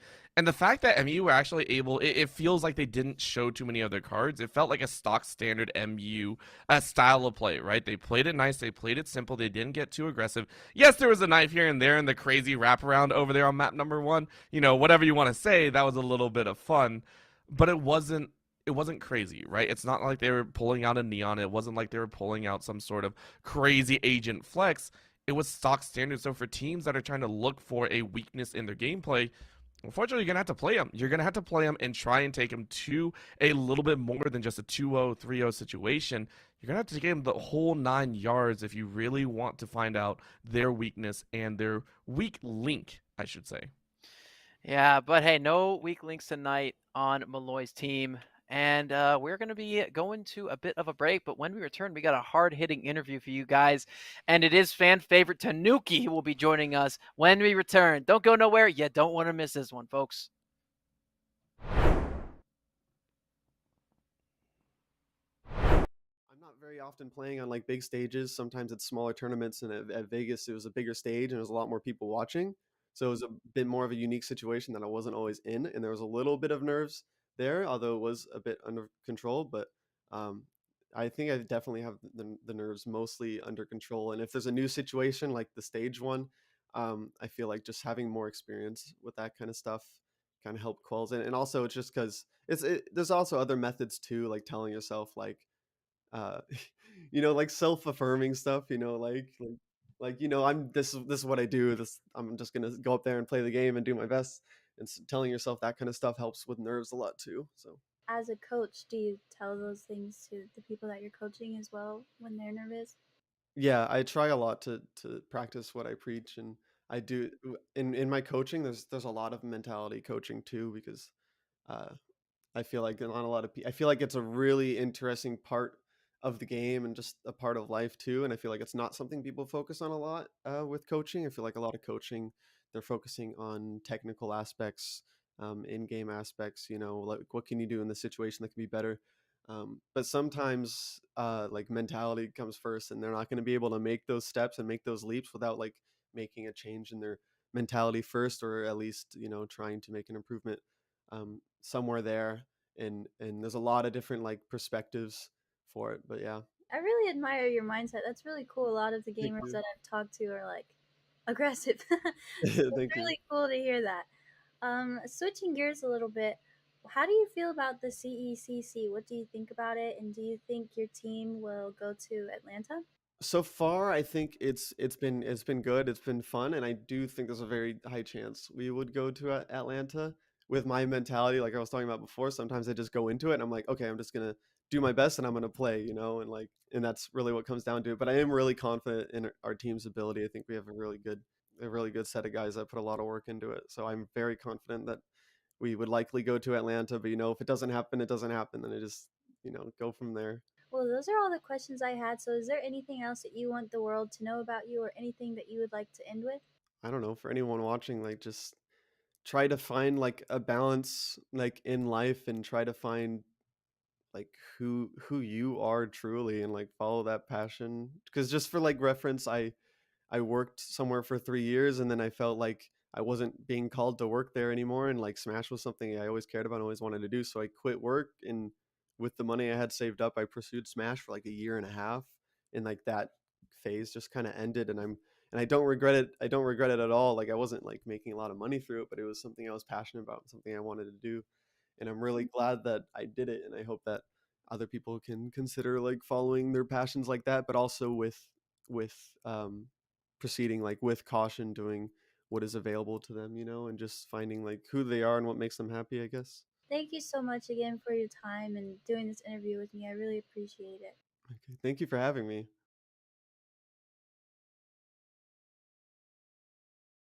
Is that we don't have these preconceived notions, and we're willing to listen to our membership and read the room, read college athletics and how it's connected and how it's not, and take what we have expertise in championships, but also throw out some of the other stuff. I remember when we first started, there were some conferences were applying their amateurism rules to all of their esports competitors, and I think we knew enough to know that no, that's not going to work in an esports culture. It's got to be very different. And by the way, the NCAA was going in a different direction. You could see that Train had already left the station on that, and so it's an incredibly dynamic area and ever changing, and will continue to change. And just as we didn't know when we started what it's going to be looking like, I think similarly we still don't know what it's going to be in another 5 years. I know enough to know that all of us are still going to have a thriving esports program that's doing a real good service for our members and for our competitors. But we still don't know necessarily what some of that is going to look like, and that's pretty cool about it all. Let me ask you this, because you all are used to dealing with your athletic directors, and each of them are dealing with what's in front of them in their athletic departments. My guess is at least some of your schools are that this is not necessarily operating within the athletic department. And can you talk about how you navigate that in a conference office, and maybe the best way to handle that, or do you have preferences? Do you try to steer them one way or the other? And just talk a little bit about that, if you don't mind. Sure. The majority of our schools are not under the athletics umbrella. We have one institution that perhaps by next year will be under the auspices of athletics, but most of them are in other departments across campus. Right. One of the things that has helped us is that we have support from the president's office. And so in order to participate in Mountain West events, you have to have an adult non-student administrator that oversees that, the eSport program. And that's where we get assistance with, eligibility checks and, what, please complete your roster, things like that. I don't know in the future, and it depends on, who's sitting in the athletics director's chairs, whether or not more esport teams will go under the umbrella of athletics.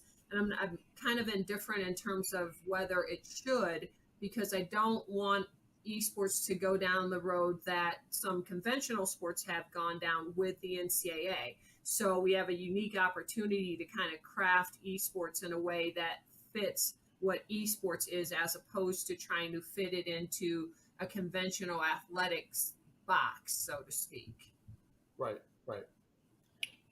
I think the success of our program and getting participation is exactly that. The fact that we're not tying it in necessarily to athletics and NCAA eligibility.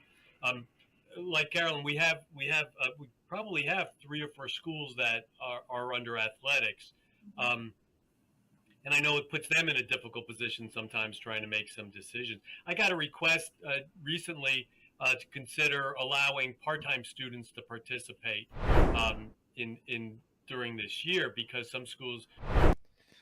Hello, everyone. Welcome back to Esports U for this production of ECC Week 6 between Molloy University and NJIT, or NJ. I keep saying NJ, NYIT. I'm Laird, he's Orbital, and joining us at the moment is going to be a very special guest, one of the heroes of Molloy today. It's Tanuki, who will be joining us here. How are you doing tonight, brother? Doing all right. Definitely better after that game, but yeah, doing pretty good. Yes, sir. Hey, absolutely sick digs, by the way. But, before I start gushing about your aesthetically pleasing room choice, how you feeling, man? You guys won a very, very dominating couple of matches. And on top of that, you dropped 3 individual rounds between 2 games. You got to feel pretty good about that. Yeah, definitely. Today was definitely more like experimental. So we switched some things around. As you saw, the chamber and the fade switch out. We usually see TN6 on chamber, but yeah, so we definitely tried out some new things today, and I'm really glad with how they worked out. Of course. I mean, it seemed to work exceptionally well. I mean, you're talking about just stock standard, and it felt like you had everything understood on Pearl. And a lot of collegiate teams were taking a look at them, and it's the fact that Pearl is starting to become more of a repertoire because, I mean, you got to pick between Fracture and Pearl, right? Those are the 2 options. How do you feel about your Pearl gameplay versus others that you might have seen in the scene? Do you feel it's up to par? Because, I mean, it looked extremely clean from our perspective. Yeah, honestly, I think we're like really confident on Pearl, especially after that last game. We've played a couple times before in the league, and it's shown similar results. So as of right now, we're pretty confident there. Okay, and I mean that stems from how well you had everything else, because in game number 1 we had to talk about the around the world rotation, right? Like that was amazing. Yeah. But it looks so clean and so good that you probably could have pulled it out at any other time. Is that something that you practice? And if so, do you have more of those trick plays lined up in your playbook? We've definitely got a couple tricks up our sleeve, but that around the world, I think that was on the last round. That was all that was all freestyle. Like we were already in their spawn, and I called for it. I was like, guys, just go away. They're not doing anything here. Yeah. The audible, I love it.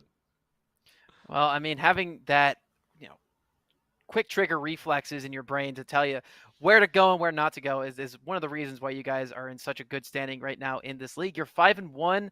You guys expecting to hit any rungs going forward? I sure hope not. We're pretty confident right now. I think most of our team is like in sync with where we are. So yeah, we're set, I think. Yeah. Okay. Also, real quick, just got to ask a little bit of a personal question.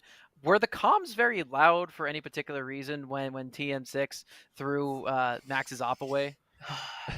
Maybe a little bit. I'll be honest. Maybe a little bit. So, Yeah, some it stuff we peaked. can't repeat for the viewing public at the Oh, moment, right? there's I'm no way I sure. could say that. No. Of course. Yeah, well, we'll talk to you after the interview. But hey, man, real quick, I know a lot of the players on Molloy have a lot of socials, TikTok, it's content that they produce pretty regularly. Do you have anything that you'd like to shout out in that sense?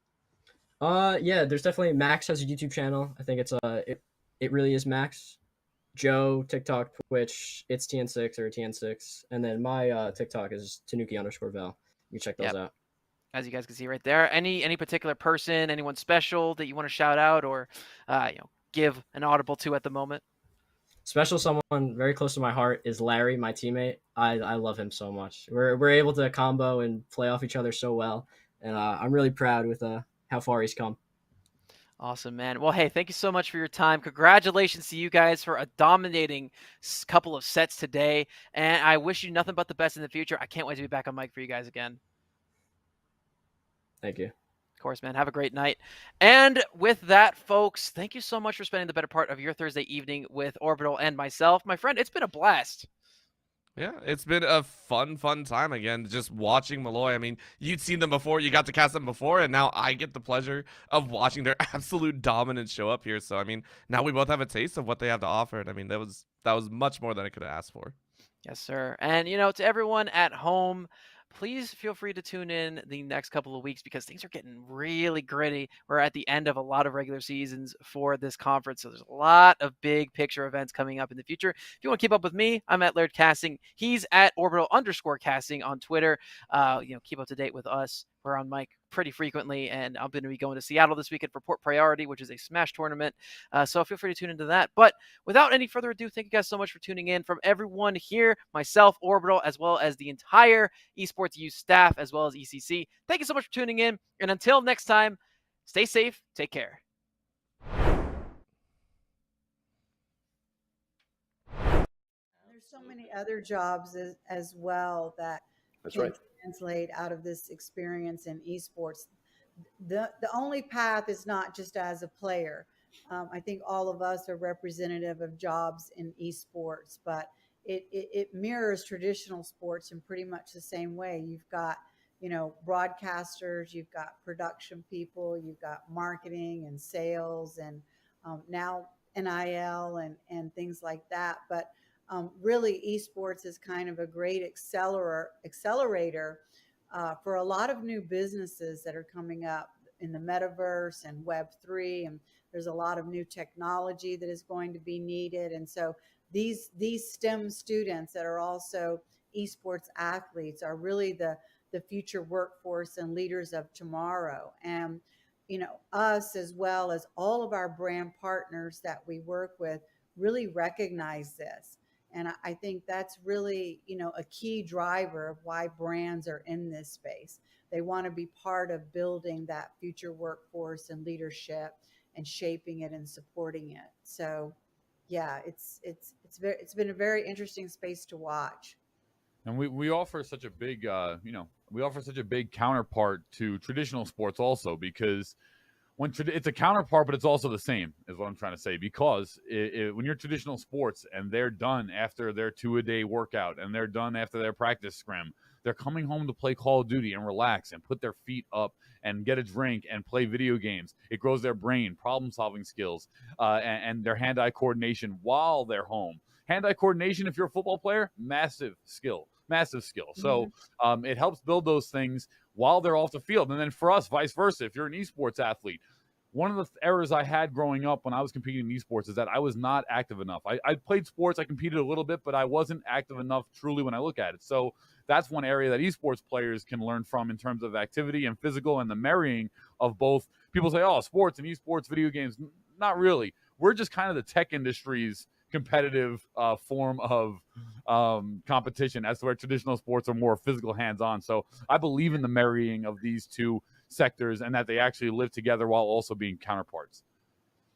Well, I think then to speak to something about marrying, right, from traditional to esports, that to me speaks to this whole new thing, at least again from you guys, right? You guys have more traditional sports background, right? Paul, Lee, Mike, and all of that. But I think let's talk NIL then, because I think that's something that I think is really interesting, that at least when I heard about it, right, of what we're trying to do with, esports athletes, schools, programs in general, because it wasn't something you would think normally, right? You could understand, right, football player on the field, star quarterback, it makes sense, right? The guy is somebody that everybody knows on campus, whether you're on the team, off the team, or you're just going to the school, it makes sense. But I think, nowadays it's not as common, or people don't think that they could be somebody that their name is out there, right? Or that they're known, right? As we're growing this space, as we're putting this together, it almost feels really interesting that, your star entry in Valorant, or your star forward on Rocket League, right? Whatever the case might be,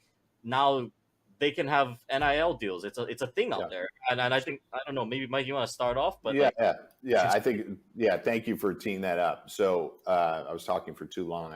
I forgot to bring NIL into the mix. So it's a common occurrence, occupational hazard. So I would say that so NIL for I'm sure most of you watching understand what it is, but NIL stands for name, image, and likeness. Name, image, and likeness, that term has been utilized to describe the transition of traditional student athletes, NCAA athletes, and their ability to monetize their name, image, and likeness. It went live July 1st, 2021, and it has continued over the course of the last nearly 14 months now.